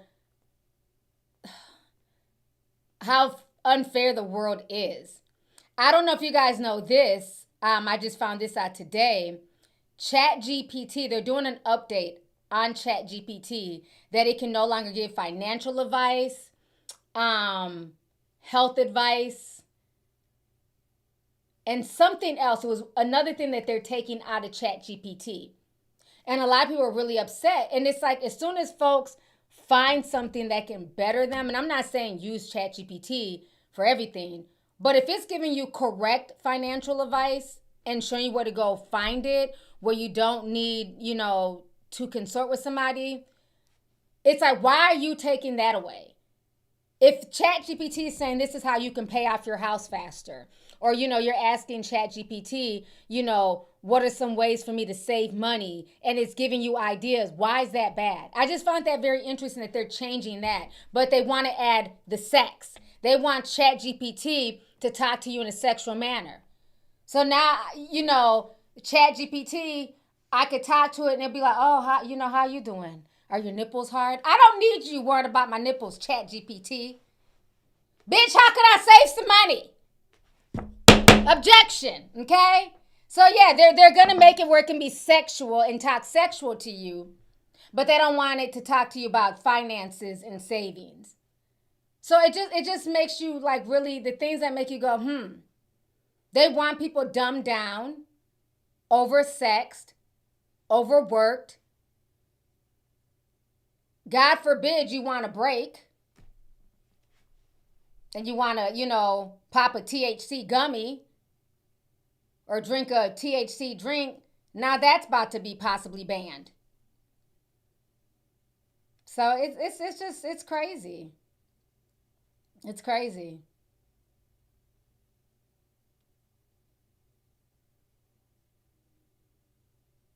Yeah. Somebody said no hangovers. Oh, so when you drink the THC, you don't have a hangover? That's good. Yeah, I think I've only had a hangover one time in my whole life where I had to use like headache medicine the next day. I think that's for like my 21st birthday. Oh, that was an interesting birthday when I turned 21. That was my first time like drinking. And I went out with all my homegirls. We went to Cristal. Oh, you couldn't tell me nothing. And Cristal had like 2 stages. So I'm at the top stage because, it's my birthday. So we're dancing, having a good time. I drunk, they were buying me Sex on the Beach. I was Sex on the Beach. And I'll never forget, I slipped and busted my ass. Titties went flying everywhere. Because I had, back in the day, little, like the shirts we wore, like you didn't have to wear like a bra with your shirts. Everybody had the little halter shirts where the back was open. And I fell, the shit flipped up, purse went flying. Yeah, 21st birthday. Happy 21. Man, hot mess. Them were the times. Yeah, I had a hangover. Somebody said, who's Cristal? Cristal was a club in St. Paul, Minnesota. I'm from the Twin Cities. It was a big popping club when I was in my early 20s. In Maplewood, I believe. We used to go to, that was one of the only clubs in the St. Paul on this side of the river. Other than that, we'd have to go to downtown Minneapolis to go party. But Cristal used to be, man, I miss them Cristal days and Club Cancun. It's Club Cancun and Cristal back in the day. Oh, yeah. Titties went flying. I was like, I'm ready to go. But now we had a good time. We had a good time. Those were just memories. Y'all don't club no more. Y'all just sit in the club and look at y'all's phone. Y'all don't really dance. So we used to have fun. It was not a party unless your hair was sweated out. Like you left the club drenched in sweat because you were dancing so much and just having a good time. I miss those days. But that's probably the only time I had like a hangover. So, but that's good. If you drink THC and you don't have a hangover, that's good. From what I've seen, it seems like cannabis is more of a benefit for people, especially compared to alcohol. Alcohol has a lot, worse circumstances, I think, for people than THC. It's just for me, I just don't like anything altering my mind. I think that's just my biggest issue because I'm such, because I don't smoke like that. Like, like for people who smoke, for y'all, when y'all smoke or drink, it probably, y'all don't get that high feeling like that because y'all smoke every fucking day. 5 times a day. So y'all don't get that. But because that I don't, so when I have tried it, it makes me gone. It's like, oh my God, what's happening to me? I don't like that feeling. I don't like not being able to just know what's going on. And I feel like that's what happens a few times I've tried legal THC. But I do like CBD, like the CBD oils and stuff like that. I do like that for pain and things. So, again, I don't knock anybody. I don't, everybody got advice, honey. As long as you ain't out here snorting cocaine, do you. Because I heard, what's that little girl, the one, Michael Jackson's daughter, her nose, there's like a hole in her nose. She has like a deviated septum. I didn't know you could blow a hole in your nose from cocaine. I said, well, damn. I didn't know it ate up people's noses like that. Like they shined a light in there and like her nose lit up. I was like, what in the Rudolph the Red-Nosed Reindeer is going on here? Yeah, I didn't know that. So, I may not want to snort. But I think that was people from the 70s. I remember one time, let me shut the fuck up. Let me shut up. Never mind. Can I tell that story? I can, because he ain't even here no more. Okay, so one time, the first time I've ever been around somebody doing coke. So I'm over here at my mother-in-law's house. And this is one, like computers. Like she had just got a computer. So we were like in her, she had like a place like off of her kitchen. So this was like around after 9/11. So I'm looking up stuff on the computer and everything. And my baby's like sitting there in his Johnny jump up. So Sean is in the Johnny jump up jumping. And so her friend came over, he just happened to stop by or whatever. And so, we're just chopping it up and everything. And, me being naive, I didn't know what was going on. I'm just, typing away. And we're just, we're having a whole conversation. And all of a sudden, he just pulls out something white. And he just, puts it on the table. So I'm like, what the fuck? And then he was like, you got $1 I can borrow? And I was like, yeah, okay, let me go grab one. So I go get my purse and when people had cash on them. So I gave him the $1. He was like, thanks. He wrote the $1 up. Bitch, this man took the $1, wrote it up, stuck it up his nose and was like, and then said, here you go. I said, what the? I don't want it. You just stuck it up your nose. I didn't know what the fuck was going on. Yes. Did a line of coke. That was the first time I ever seen anybody do drugs. And it was not in the club. It was in the house, in the little computer room area. So I told my mom, I was like, do you know such and such came over here, he asked me for $1, and then he put it up his nose and went like this. She was like, that motherfucker did coke in my house? What the fuck? Don't kill me, my mother-in-law went off. Oh, when she found out, she went off. Like, what? If you want to get high, you get high on your own time. Don't bring that shit in my... She went off when she found out. Yes.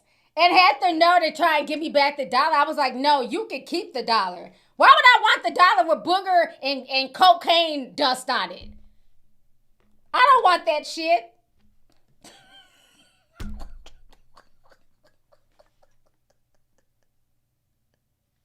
I'm saying my life is a movie, child. It really is. I got stories for days.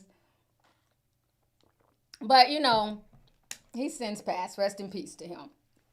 Rest in peace. Yeah, that was my first experience ever seeing somebody. And I had to been 19 at the time. And, I was so confused because it's like he pulled out the white stuff. And, I didn't know. I've never really seen it. So I'm just like, what the fuck is he doing? And then he took the $1 and just wrote. I was like, oh my God. And he was like, here you go. Eyes big as hell. I don't want that shit. Did it right in front of my face, child. So color me shocked when I seen Paris Jackson talk about she got a hole in her nose. It reminded me of that man with the $1. I said, I wonder if he had a hole in his nose. Objection. Just throw that whole story away.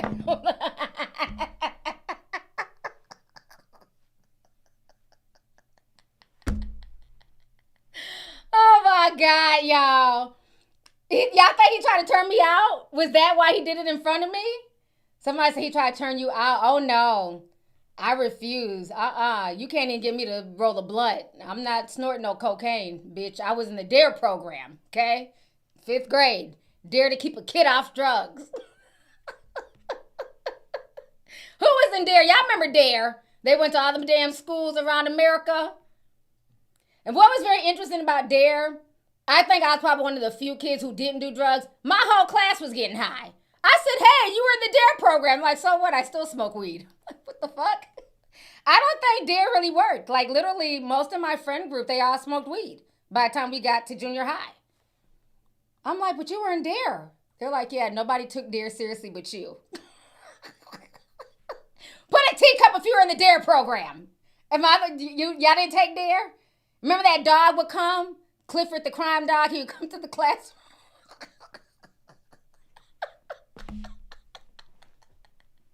I was so disappointed in my best friend at the time. Because we were like 12. And she had an older sister who was 16. And she used to be smoking her roaches. And I was like, I can't believe you're smoking. We're in the DARE program. Like, I was that kid. She was like, who cares? And I'm like, no, but what's the officer going to say? He's going to be able to tell that you're getting high. She ain't give a damn. She kept smoking her little roach. Okay, so a lot of y'all were in DARE. Man, yeah, Mr. McGruff. McGruff the crime dog. Scruff McGruff. Oh my gosh. Tonight's chat is too funny. I'm glad y'all remember. I'm glad it ain't just me, child. Yeah, I don't think it worked. Because literally everybody in the DARE program got high. By the time we got to 8th grade, everybody was smoking weed but me. So, I don't know. I don't think it worked. But it worked for me. So, in case you're watching, Mr. DARE officer, you helped my life.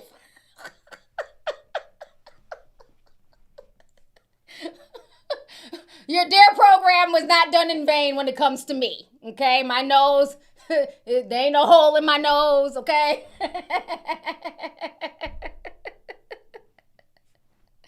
Oh my gosh, I miss the 90s. I swear I do. Let me read a few more of these super chats here. I've been on here for almost 2 hours, chat. Oh my gosh. Okay. Let's see here. Miss Lily Brink sent $2, says, this live is lit. I'm over here laughing, T, till I cry. I'm so glad you're enjoying this live stream. Thank you so much for joining me today. Appreciate you. Let's see here. Bevelance sent $9.99, says, evening, T, looking beautiful as always. I just picked up my grandkids and have an hour drive home. Glad I caught your live. Thank you so much. Thank you for tuning in. I appreciate you, sis. We have a lot of new members. Thank you guys for joining the membership. Let's see here. The hippie within us. Let me find out you go to the bull. I used to go in northeast part of Philly, T. You are describing his stuff. What you mean? What's the bull? I grew up in St. Paul, Minnesota. I've not been to Philly. I rocks with Philly, but I've never been to I don't know. I don't know what the bull is. But that's funny. But thank you for the super chat. Appreciate you. Let's see here. Tanisha sent $10, says, lady calls churches that refuse to help the baby in cause. Some churches are upset. Only 9 helped out. It went viral.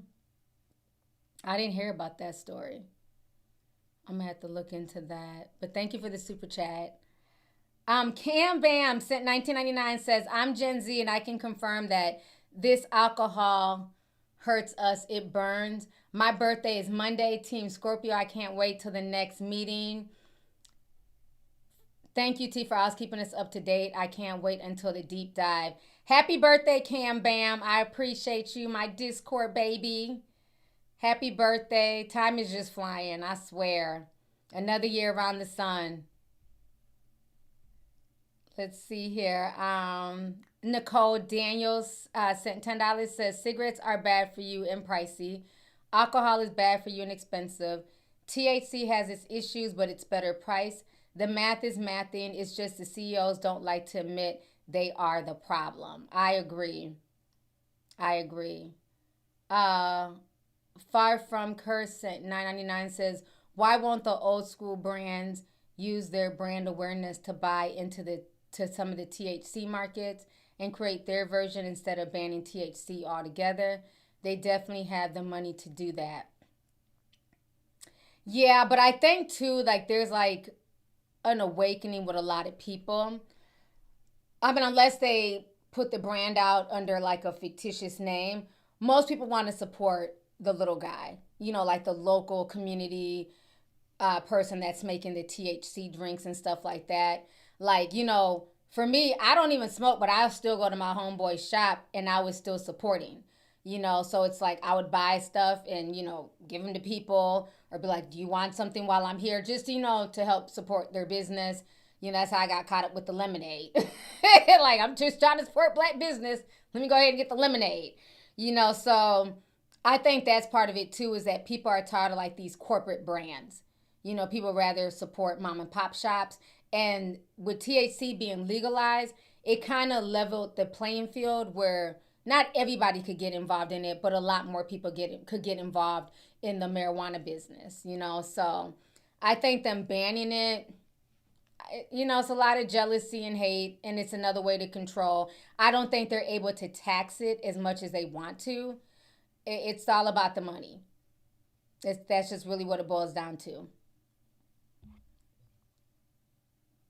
Let's see here. Roleplay says advice or legal advice, and it does it.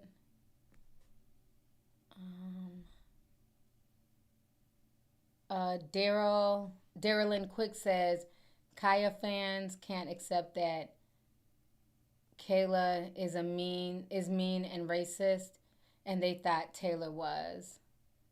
Yeah, let's go ahead and talk about that. So I've been out here for 2 hours. Okay. Let's pull up the whole Kayla Nicole situation here. So I think we talked about this. Y'all was the ones who put me up on Taylor Swift being accused of having a racist album, that album that she last dropped. People said there's a lot of racist innuendos in there and her throwing shade. So Kayla Nicole on Halloween decided to dress up like Toni Braxton. And you know, Toni Braxton had that song, He Wasn't Man Enough for Me. And so that was supposed to be shade towards Taylor. So when she did that, the Swifties got the digging. And they found all of these racist tweets that Kayla Nicole tweeted back in the day. So let's pull this up here. Okay. So Kayla Nicole deletes Twitter after Swifties dig up her old tweets. So I think this is one. Okay, hold on. Okay. So here she was dressed up like Toni Braxton. Let me see if I have that here. So yeah, this was like the video. I can't play the music, but this was the video. So that was seen as shade towards Taylor Swift. She looked good though. Definitely eating.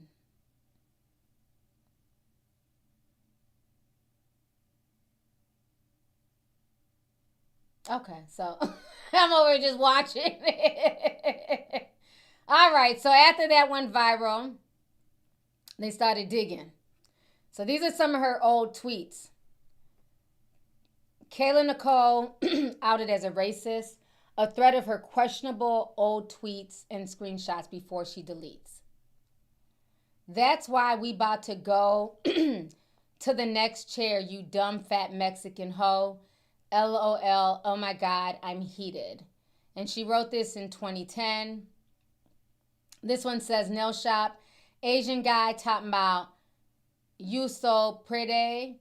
It's all good till he starts talking about he gonna work a miracle on my nails. Con over killer, what the F? I don't know what that meant. Then here she retweeted somebody and they say, damn, I'm Asian and all, but Asian people are rude as fuck. That was in 2013. Here she says, I can hear this Indian girl praying and chanting through the walls. She got 5 more minutes, and I'm going to let her know that Buddha isn't real. Shaking my head.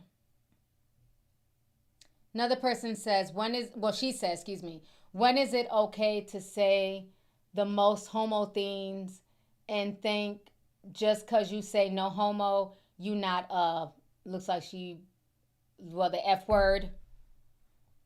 And then she said, the Millie Man one, don't you even hit me up talking shit about my Twitter. Don't like my tweets. Hashtag unfollow you F word. Mad cause I ain't responding to your shit. Then this person says, oh, it gets worse. One, we get that being Travis's ex-girlfriend was your only call to fame and still is. Two, racism, your form of displaying jealousy.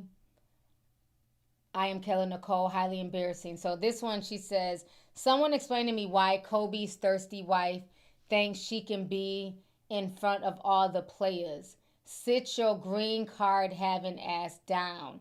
The fuck? Damn. Okay. Then she says, damn, I didn't know it was this many damn tweets. Retweet. I love you. Takes 3 seconds to say. 3 hours to explain, but a lifetime to prove. Shut the F up, F word. Oh my God. Then she says, diss me till you satisfied, you old ass F word. Left my ass off. Then she says, if you're an adult and that's what you do with your time, then so be it. Diss me until you satisfied, you old F word. Then she says, George Bush got more balls than Obama. She says, I live gay people, but not long enough to be my own child. Lo siento. Then she says, there's always that one obnoxious, loud black girl with the annoying voice. That's always that one. Then this person says, what's your beef with gay people? And they post this. Let me find out my kid is gay. Hashtag dead. I'm sorry, but I can't take that pressure. LOL.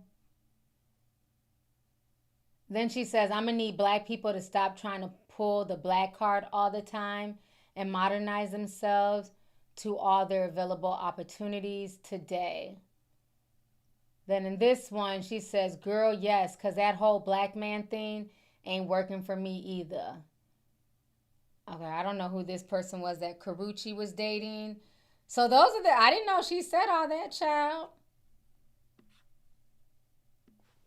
I thought I was going to come on here and low-key say that, y'all were reaching and y'all leave. Shit, bitch, you on your own. Shit, let me go ahead and sip this water.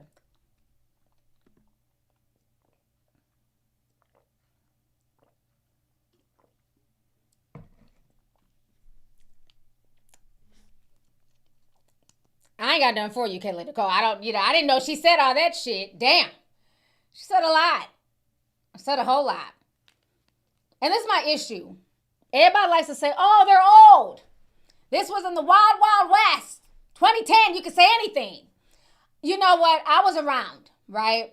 I was around the Wild Wild West of Twitter. And Twitter was a wild place, okay? Social media was a wild place. But I don't believe that, just because this was back in the day and it was a wild place, that people, everybody says, oh, everybody had wild tweets. I didn't. I may, cracked a few jokes, but you can dig through my old tweets. I could give a damn. I know I'm not in my old tweets calling nobody the F word. I'm not in my old tweets being racist, Now throw some shade, bitch. Go find some shady tweets, But it's like, I think that's a cop-out when people just say, oh, well, that person was young, or, oh, that was the Wild Wild West days. No, because if you know that you wouldn't say that to somebody's face, you really shouldn't be tweeting it. And especially when you become famous, just delete your Twitter at this point. you know.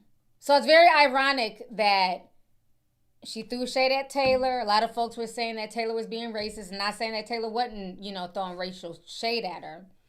But she also was. You know, the stuff she said was not okay.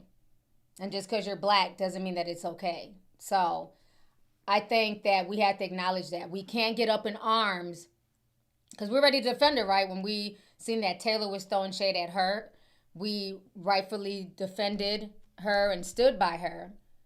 But now that these old tweets have come out, she's wrong, and we need to hold her accountable as well. I mean, what y'all want to do? Y'all want to cancel out? I don't know what the plans are. But I think, you know, people had the right to call her out. They were real tweets. She said them. And she was wrong. So she has spoken up. Like I said, I didn't know she had all that. I thought she may have just said, like, you know, one or two things. But damn, bitch, she was going hella hard. So she has since apologized. Let me pull that up here.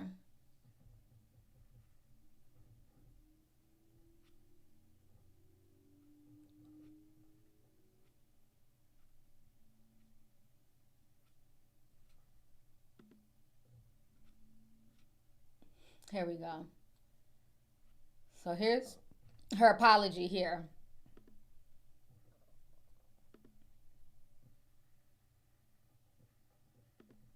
Okay. So Kayla Nicole apologizes for offensive tweets.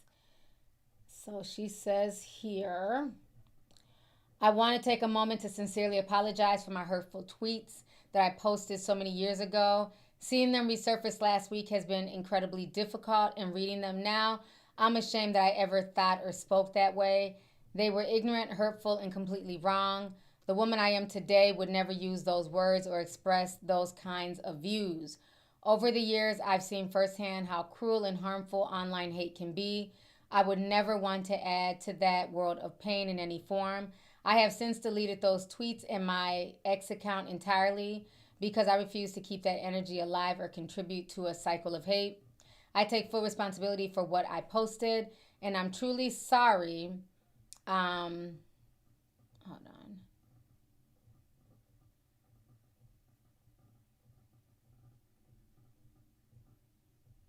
Okay. I'm truly sorry to anyone I may have hurt. My heart, values, perspectives are completely rooted in empathy, love, and respect for others. I can't change the past, but I will continue showing through my actions who I've become and what I stand for today. So that is what she said. So I'm glad that she did apologize. She needed to apologize. I saw people saying, what's the point? You know, who cares? It's old. No, you offended people. People were upset. You have fans, you know, of all races, genders, orientation. So I am glad that she did apologize. But, you know, it's very interesting how, you know, people forget the dumb shit that they used to do. The thing is, Taylor, people are saying that Taylor should apologize. Taylor's not going to admit to anything. She's going to play crazy and say, it's just a song. It's a song. The thing is, Taylor didn't. We're putting together clues on the shade that Taylor threw towards her and black women. She was blatantly saying some fucked up shit on Twitter. So, two things can be right at once. Taylor, you know, she's a shady individual and she's wrong. But Kayla Nicole's also wrong. So I'm glad that she apologized. That's the right thing to do.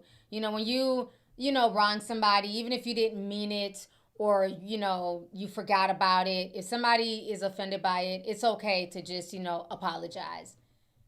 You know, nobody's above the program. So I'm glad that she did apologize. But I just hate that excuse like, oh, it was so long ago. Like, okay. Like, what does that mean? And then who are the people who dig up old tweets? Like, how much per hour does that pay? Because the way y'all be digging and searching, there got to be a check at the end of the rainbow. Because I'm not going back to 20 anything. Like I said, I don't recall me ever saying anything crazy or hateful on social media. But in the event y'all find some fucked up ass old tweets, bitch, I said it. I'm apologizing now. Sorry. Next. Shit. I don't know. I don't get it. I don't understand going back 15 years. I remember they did that to Chris Rock. Like, who's getting paid to do this? I'm going to go dig up old tweets from 2010, 2009. But like I said, I know for me, I wouldn't tweet no crazy shit. Plus, I was a mom. I had my babies young, so I was a mom. You have to carry yourself a certain way as a mother. That's how I was raised. So I'm not going to be on the internet just wilding out and tweeting all types of crazy shit. And I worked corporate, so I ain't play by my money. I'm not losing my job behind no fucking tweet. So I acted accordingly in 2010. Like I said, now I'll crack a joke, bitch. We're going to giggle. We're going to make fun of them kids on Scared Straight. Okay? But we're not writing no goofy shit like what she was writing. That's silly. Silly. But I'm glad she apologized. So now let's see what else. Oh, yeah. Before I go, we got to talk about Nick Cannon. I love this. Kids will humble your ass.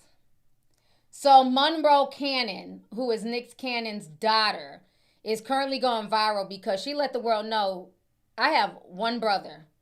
All them other little side babies, them little half babies he got, I ain't got nothing to do with that. And so some people are mad at her and saying that this is shady. She's, a mean girl like her mother. So let's go ahead and look at what she posted on social media. And for her to come out and post this, y'all was fucking with her first. Y'all was messing with that little girl because that little girl don't even say anything. Them twins, they mind their business. The boy be gaming on Twitch and she be trying to sing, you know what I'm saying? So y'all was messing with them kids. That girl wouldn't have came back and said anything had y'all not been harassing her. Because them kids, they mind the business that pays them. Okay, I've never heard them being in no scandal. They're not Northwest, running around here crazy, acting like they fucking grown and like they're 18 instead of 11. They act their age. So y'all was harassing them kids first. Not my tea sippers, but the rest of the internet. Because, we sit back and sip tea. We're not out here harassing folks, especially not children. All right, so this is what she posted. She said, clearing something up, guys, ! I only have one brother, capital on the word one. One brother who is at Moroccan Cannon. I do have other half siblings. Notice she didn't capitalize the word half. I do have other half siblings from my dad. But they are all many, many years younger than me! !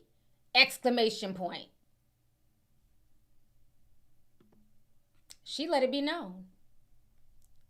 And you had a bunch of grown men and women dragging this child, saying that that's disrespectful. They're all your siblings. We don't do half in the black community. That's that white in her. No, y'all, the reason why y'all are talking because y'all are in the same shady, dusty situations. You're out here a Rolling Stone with a bunch of damn kids in different households by different baby mamas. None of the kids know each other because the baby mamas don't get along. That's why you're offended by this child's tweet. Because her tweet is the truth. And this is on Nick Cannon. That's Nick Cannon's fault. The fact that she has no real relationship with these many, many siblings, that is the father's fault. And this also shows me that her and her twin, they're embarrassed by this. Because the only sibling that she claims is the one that she was in utero with. Her twin brother. She don't claim the others. She said they're half siblings and they're many, many years younger. This is what happens when you create broken homes. See, Nick thought it was cute when he was spreading his seed, when he was spreading it wide and low. Like he was Johnny Appleseed. But now the chickens are coming home to roost. And we're starting to see cracks in the foundation. You got the one baby mama who won't shut the fuck up. always on Instagram crying about how Nick don't come and see the kids and he's a deadbeat. He don't see the other dark-skinned baby hardly if ever. And now you got his oldest daughter basically drawing a line in the sand and saying, I have one brother.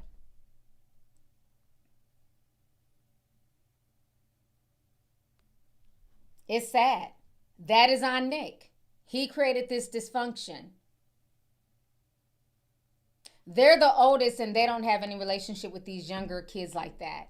So that tells me that the younger kids, 9 times out of 10, also don't have a relationship with each other like that. And the only time, can we keep it real? The only time that most people claim they're half siblings are if they come from the mother. Because there's a difference growing up with your half siblings in the same household. So yes, me and my brother may have different daddies, right? But you're going to consider them your whole brother because you guys grew up in the same house with the same mother, under the same rules and such. So that's usually when people will claim somebody that is their half sibling as their, full.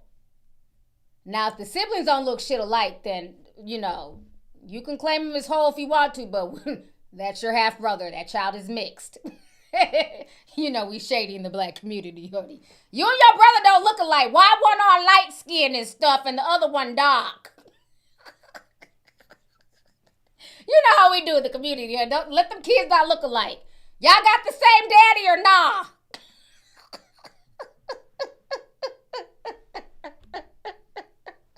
You know how we do, child. You might claim him as your full brother, but y'all don't look alike. Okay? But, that's usually when people claim, the siblings, is that they grow up in the same household with each other. So a lot of times when the siblings have different fathers, most people 9 times out of 10 always say, oh, that's my half brother. That's my half sister on my dad's side. So I don't understand why all these men were kind of like going off on her in the shade room. Them is all your brothers and sisters. No, they're not. Objection. No, they're not. Those are half siblings. Compliments of her daddy. And if she don't want to claim him, she ain't got to. That is her father's fault. That man has enough money to have one big happy home for all his kids. But he chose otherwise. So that's on the daddy. I don't think she said anything wrong. Folks don't have to claim other folks' kids. Those are her father's children. He needs to claim his children. And he needs to make a better effort of making his children build that bond. So it's sad. But it's always been like that. When it's children growing up in the same home, regardless if they have the same daddy or not, those siblings tend to claim themselves as full siblings. But like I said, if they look drastically different, then,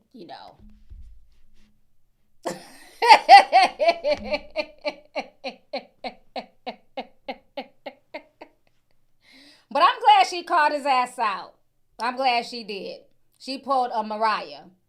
I don't know them. And again, this is the reality of the situation. A lot of people need to understand that children, they're not toys. They're not to be used for manipulation tactics. Children eventually grow up and become living, breathing teenagers and adults. And their childhood shaped them. And it's not okay. And then the way he went about having all these children was just trifling. Even now he's regretting it. How do you regret it and the kids are here? So how are all these kids supposed to feel now? Now you're on a hobo tour talking about you wish you wouldn't have gone down this route. But when people like me and others were calling this out, like this ain't cool, we were haters. How is that hating? You can't talk about the dysfunction of the black family, but you're the main participant in creating dysfunctional homes. It's hypocritical.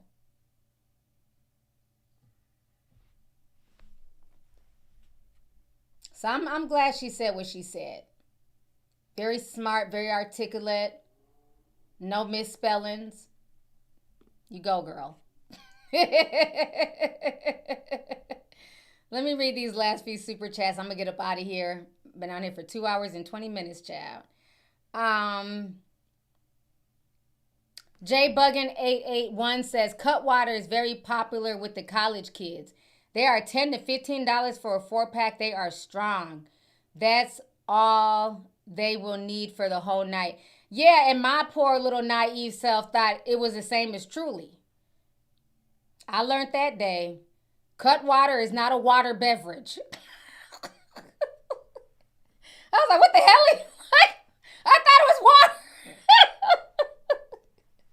Child. Them college kids, y'all be getting turned up. Between the THC drinks and the Cutwater, bless y'all's hearts. Let's see here. Hey, Charnay says they had the DARE program in the early 2000s. Oh, wow. I didn't know they took it up until the 2000s. I thought it all ended in like the late 90s because it seemed like all the kids from the 90s were getting high any damn way. That's good that they still had it. Let's see here. Hey, Minnie sent $4.99 says, T, I was in the first DARE class when it started in LA, telling my age. Oh, wow. Yeah, DARE was a fun class. I liked it. I learned a lot. Shit, I learned to say no. I remember the song. Dare to keep a kid off drugs. Dare to keep a kid off drugs. We used to have to sing the song and shit. Who remembers that song? Oh my gosh, them was the days. Let's see here. Miss Somalia 9427 says, hey T, did you see Azealia Banks' trip to Israel and was facing racism after being pro-Israel? Yes, I heard about that. Yeah, when the leopards eat your face. Oh, she went on a whole rant calling out the Israeli people and the prime minister. But see, she thought it was cute until she found out that you too are a Negro. No matter where you go, ma'am, you're still black. She thought she was other, just like Candace Owens thought she was other. And she found out pretty quickly, no, bitch, objection, you're DEI. Okay? So I don't feel bad for Azealia Banks because she was talking a lot of shit to black people on her way to Israel. She's lucky they didn't spit on her. Like Officer Tatum, what they call him, Tel Aviv Tatum. Oh, they only spit on one person when I was in Israel. That's not cool. Like, what the hell? What do you mean they only spit on one person? Why are they spitting on people? What is that about? I don't even want to go down that rabbit hole. But I'm like, he talked like it was just normal. Only one person got spit on when I was in Israel. Yeah, see, this is why I stay home. Because you spit on me, we're fighting. It's disgusting. So lucky for her, she didn't get spit on. But I remember Russell Crowe, though. Russell Crowe supposedly, allegedly spit on her, though, a few years ago. Let's see here. Rory from Rory and Mal podcast got exposed for old tweets about black women too, but he said they were jokes. Mal stopped him from apologizing. Mal. I was calling Mal. I think I heard something about that. I'm not surprised. Thank you for the $20 super chat. Why would Mal stop him from apologizing? Like, what's that about? If people feel away about his old tweets, and then why would he allow, he's a grown-ass man. Why would you allow Mal to stop you from apologizing? If people are offended by the things that you were retweeting, because my thing is, when people retweet stuff, you're retweeting it because you want other people to see it. So either you low-key agree with it or you're shocked by it. But usually when you're shocked by it, you're going to write something. Like, oh, look at this BS that this person said. Retweet. But when you don't write anything, that means you low-key agree with it. Who remembers when the Beehive drugged Chili? And I couldn't really defend her. Remember Chili from TLC? The Beehive drugged the hell out of her a few years ago. This was probably maybe 6-7 years ago. Because she had retweeted some shady tweets about Beyonce. And then she was tried to come back and say, well, I'm old. I don't know how Twitter works. Beehive wasn't trying to hear that shit. Oh, they drug her by them silky baby hairs. When you retweet stuff, unless you're writing something along with that retweet, you're agreeing with that joke. You're agreeing with that comment. That's how retweets work. If you're trying to call somebody out and retweeting them, you're going to write, look at this. I don't agree with this. This person is dead wrong. If he didn't have that preference in there, that, you know what I'm saying, then you agree with the joke. He should apologize. But I'm going to look more into it. Okay, y'all remember that when Chili got drugged? Y'all know I don't forget nothing, child. The Beehive, they drug her. She tried to come back with an apology. They were like, no, ma'am. You meant that shit.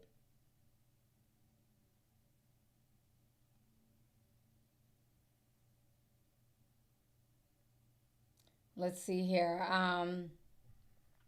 Kellison 499 says, T, how do I get in the Zoom?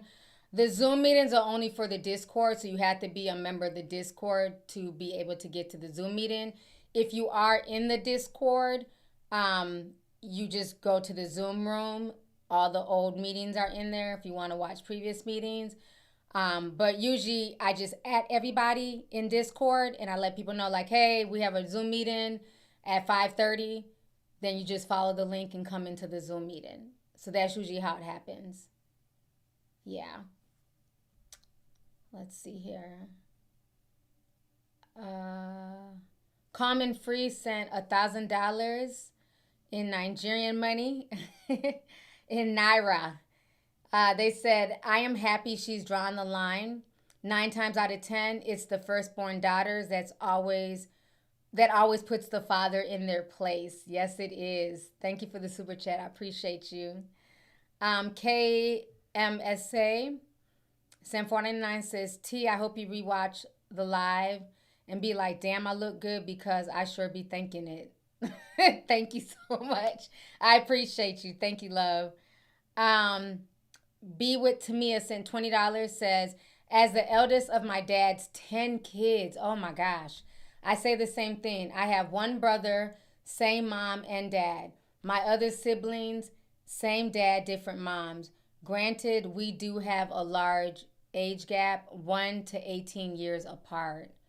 Yeah, a lot of people, say that, And it's only fair, especially if these are kids that you didn't grow up with or they're way younger than you and things like that. I just feel like it's up to the fathers to build that bridge. If you're going to have all these kids, I don't care if you have kids with, 2 baby mamas, 3 baby mamas, you need to make sure that those kids are raised together via you and they know each other and they feel that same love.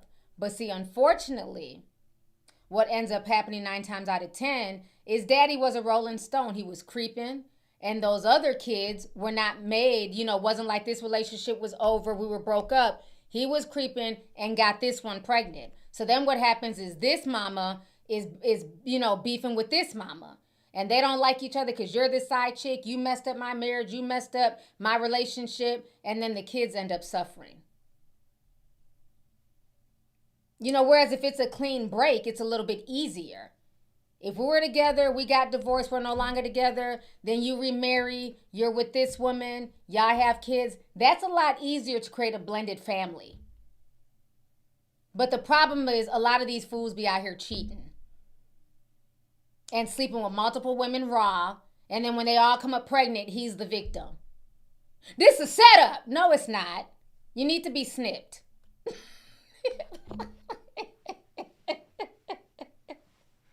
But yeah, it's hard on the kids because no kid wants to come into a situation. Kids are innocent, so they don't know anything when they're little. But as they get older, they hear the whispers. You're the side baby. One of my friends growing up, and when you're a kid, you don't understand it. And I remember we were probably like 12, 13 at the time. And we're walking, just walking around the hood. And we have to use the bathroom. So I'm like, oh, let's go to your brother's house. We can go use the bathroom because we were kind of near her brother's house. And she was like, oh, we can't go over there. And I was like, why? Go there, bathroom. Instead of walking all the way back to my house, which was like several blocks away. And she was like, oh, his grandma don't like me. She ain't gonna let me in the house. And I remember as a kid, I couldn't even process that. It didn't even make sense to me. And I was like, what do you mean? Isn't that your grandma too? Because, as a kid, that's how I'm thinking. And she's like, no, that's not my grandma. That's his grandma. And she don't like me. And, as an adult, when you think about dang, that's messed up. Well, the reason why the grandma didn't like her is because her mama was the side chick. The daddy got both, her and her brother 2 weeks apart. So the grandma didn't like her because the grandma didn't like the mother. And so, again, we're 12. And, she was like, no, we can't go over there. We can't just stop by there. Whereas I'm like, well, shit, bitch, can I go knock on the door and see if I can? I didn't say that. We ended up walking back to my house. But, imagine being kids. We can't even stop by your brother's home to use the bathroom because of beef. And by then, we're 12. But, yeah, that animosity stays. And, she always felt that grandmother never, liked her. And then her grandmother didn't deal with the brother. So it's just, it's a very weird dynamic. And that's what I'm saying. A lot of this be the men. And I'm not saying that the women weren't to blame either. I mean, hell, they were teenagers when they got pregnant. I think they were both 15, 16. They were teen parents too, so that didn't help. But, you got to really understand, this stuff really affects the children, Because her brother's mom was the one in the relationship with the dad. And then her mom was the best friend of the girl. And then the daddy started creeping with the child. It was a mess. It was a very messy situation. But, they're still my friends. We're kids. We don't know nothing about that. But when you look back on it, it's crazy. I mean, I went to school with a few kids who literally had siblings at the school. And I remember as a kid, I didn't understand it, right? Because I came from a household where, we all had the same mom and dad. But you would see kids at the school, and it's like, oh, that's my brother. He's in 4th grade. I'm in 5th grade. But they didn't look alike, or, my brother lives here, my sister lives there, or we got different dads. Or the worst were the ones who were in the same grade. It's like, but are y'all twins? No, we're not twins. Well, how y'all in the same grade? How y'all the same age? Because, again, as a kid, you don't get it. And it was so funny. Me and my oldest son, we had this conversation because his friends growing up, they were like that.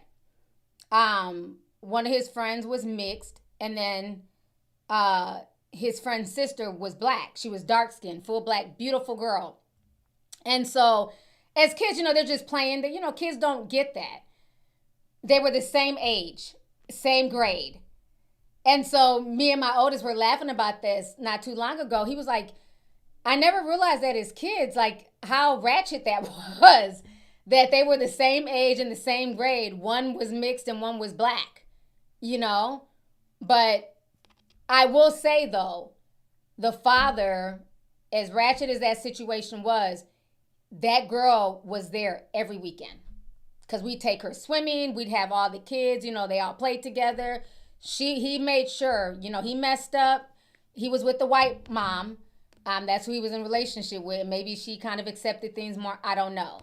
But he was in the household with the mixed kids. But the black daughter, she was there every weekend. So they knew each other as brother and sister. That's my sister, that's my brother. So I will give him props for that. Them kids were raised together, even though they were 2 weeks apart. So, yeah, things like that really happen. So, again, things happen. No child to me is a mistake. Side baby or not, they're still, they're still children. No child is a mistake. They're here for a reason. But it is on the parents to put aside the petty differences and try their best to raise children in the most healthiest environment possible. But I'm just glad that, he didn't continue having other side chicks and other side children. And I think that's where Nick messed up. You know, it's one thing to get into a new relationship and have, you know, a few more kids, but what he did was just insane. And it's obviously bothering his daughter. So it's a lot. Yeah, hood twins. That's what we call them, hood twins. I got a few hood twins. Because I think Deja and, is it Deja and Domani? I think they're like a few weeks apart, a few months apart. So yeah, a lot of hood twins around here. All right, y'all, I'm tired. What time is it? Yeah, it's 6:00. I've been on here for a while. I'm gonna read these last few super chats here.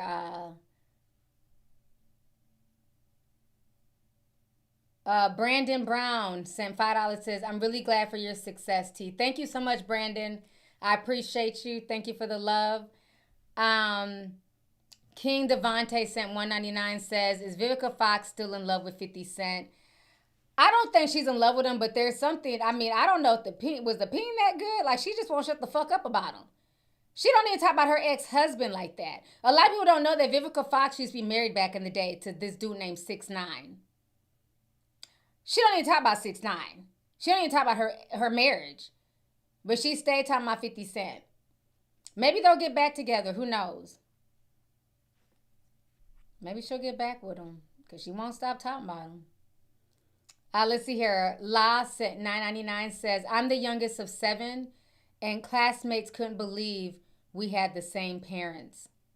Yeah, that is a rarity. I remember there was somebody in our hood. It was about 8 or 9 of them. They all had the same mom and dad. And we would all be like, but they all looked alike too. All the siblings looked alike, but they all had the same mom and dad. Like, oh, y'all got the same mom and dad? Because we're so used to people not having the same mom and dad. Hell, me and my siblings got that. Oh, y'all got the same mom and dad? Yes, all 4 of us have the same mom and dad. Yeah. So I can believe that happened, especially if you have, 7 siblings. People tend to ask that. Because especially in this day and age, especially when it's big families, people are used to them being, by several baby mamas. Just like that song be crack me up. That baby mama song that, how many baby mothers do you have? If you don't mind me asking. I have one father. Do they have the same father? That song be having me dying. And especially the way they turned it into a meme. I know y'all know what I'm talking about. That song is so funny. Because she only has one child, but he's asking her, do you mind me asking how many baby fathers are there? And she's like, I have one daughter. I understand, but do they have the same father? I have one daughter. I understand. You know what I mean? That's such a funny ass meme because that's like the day that we're living in. Even for me, I have 2 boys. You don't know how many times I get asked, do they have the same father? Yes. I was married to their dad. But people ask me all the time, like anytime you have more than one, they gonna ask, especially if you're a black woman, oh, both of your kids got the same dad? Yes. Sheesh. I don't know if I can play it because it's copyright. It's so, it's like a whole meme on social media. I don't think I can play it though, but it's on TikTok. And basically it's like a Tinder conversation. Okay. And it's like, how many kids do you have? She's like, I have one daughter. Okay, well, how many fathers do you have? And she's like, I have one daughter. If you don't mind me asking, how many baby daddies do you have? It's such a funny meme. So people have turned it around into meaning something else. Like when you have to like constantly repeat yourself, right? I thought about doing one of those videos. Yeah, Lukey, I have one daughter. That's the name of the person. It's such a funny meme. But it's like that's the world we're living in, that even if you hear that somebody has one child, you're so used to asking people, how many baby daddies do you have? And she's like, I have one daughter. Yes, but how many baby daddies do you have, if you don't mind me asking? It's such a funny song. I don't understand. Delilah says, my kids have the same father. All right. High five. I think it's just me and maybe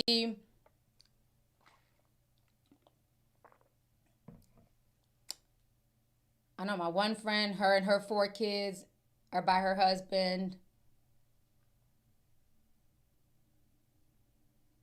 Most of the people around me have kids by different people.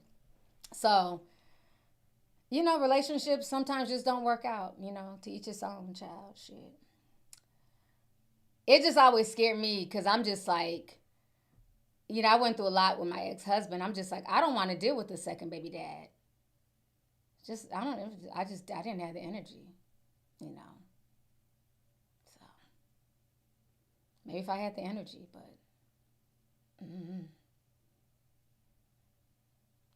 All right, y'all, I'm tired.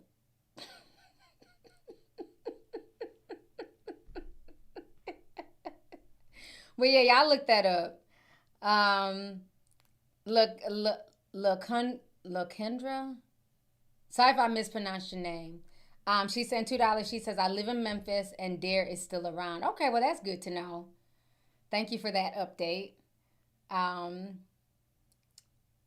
Jay says, you hear Donica Lewinsky, the original DJT, allegedly. Yup, that's what we talked about at the beginning of the stream. Thank you for the super chat.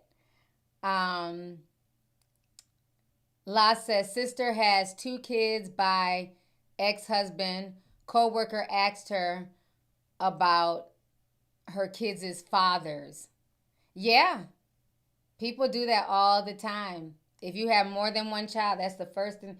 You know, how many baby dads? Oh, both your kids got the same baby dad? Yes. But yeah, people, you know, just this day and age, you know, we can thank Nick Cannon. But you guys, this has been a wonderful stream. I appreciate everybody who sent the super chat, everybody who came. I hope you guys enjoyed this stream. Please make sure you guys hit the stream with the like. I appreciate y'all. I hope you guys have a good weekend. It's supposed to be nice. I think we're supposed to be getting snow on Sunday. So I'm going to enjoy the rest of my Friday and my Saturday and, you know, just brace for Sunday. But, yeah, this has been a fun stream. I love you guys. I love you.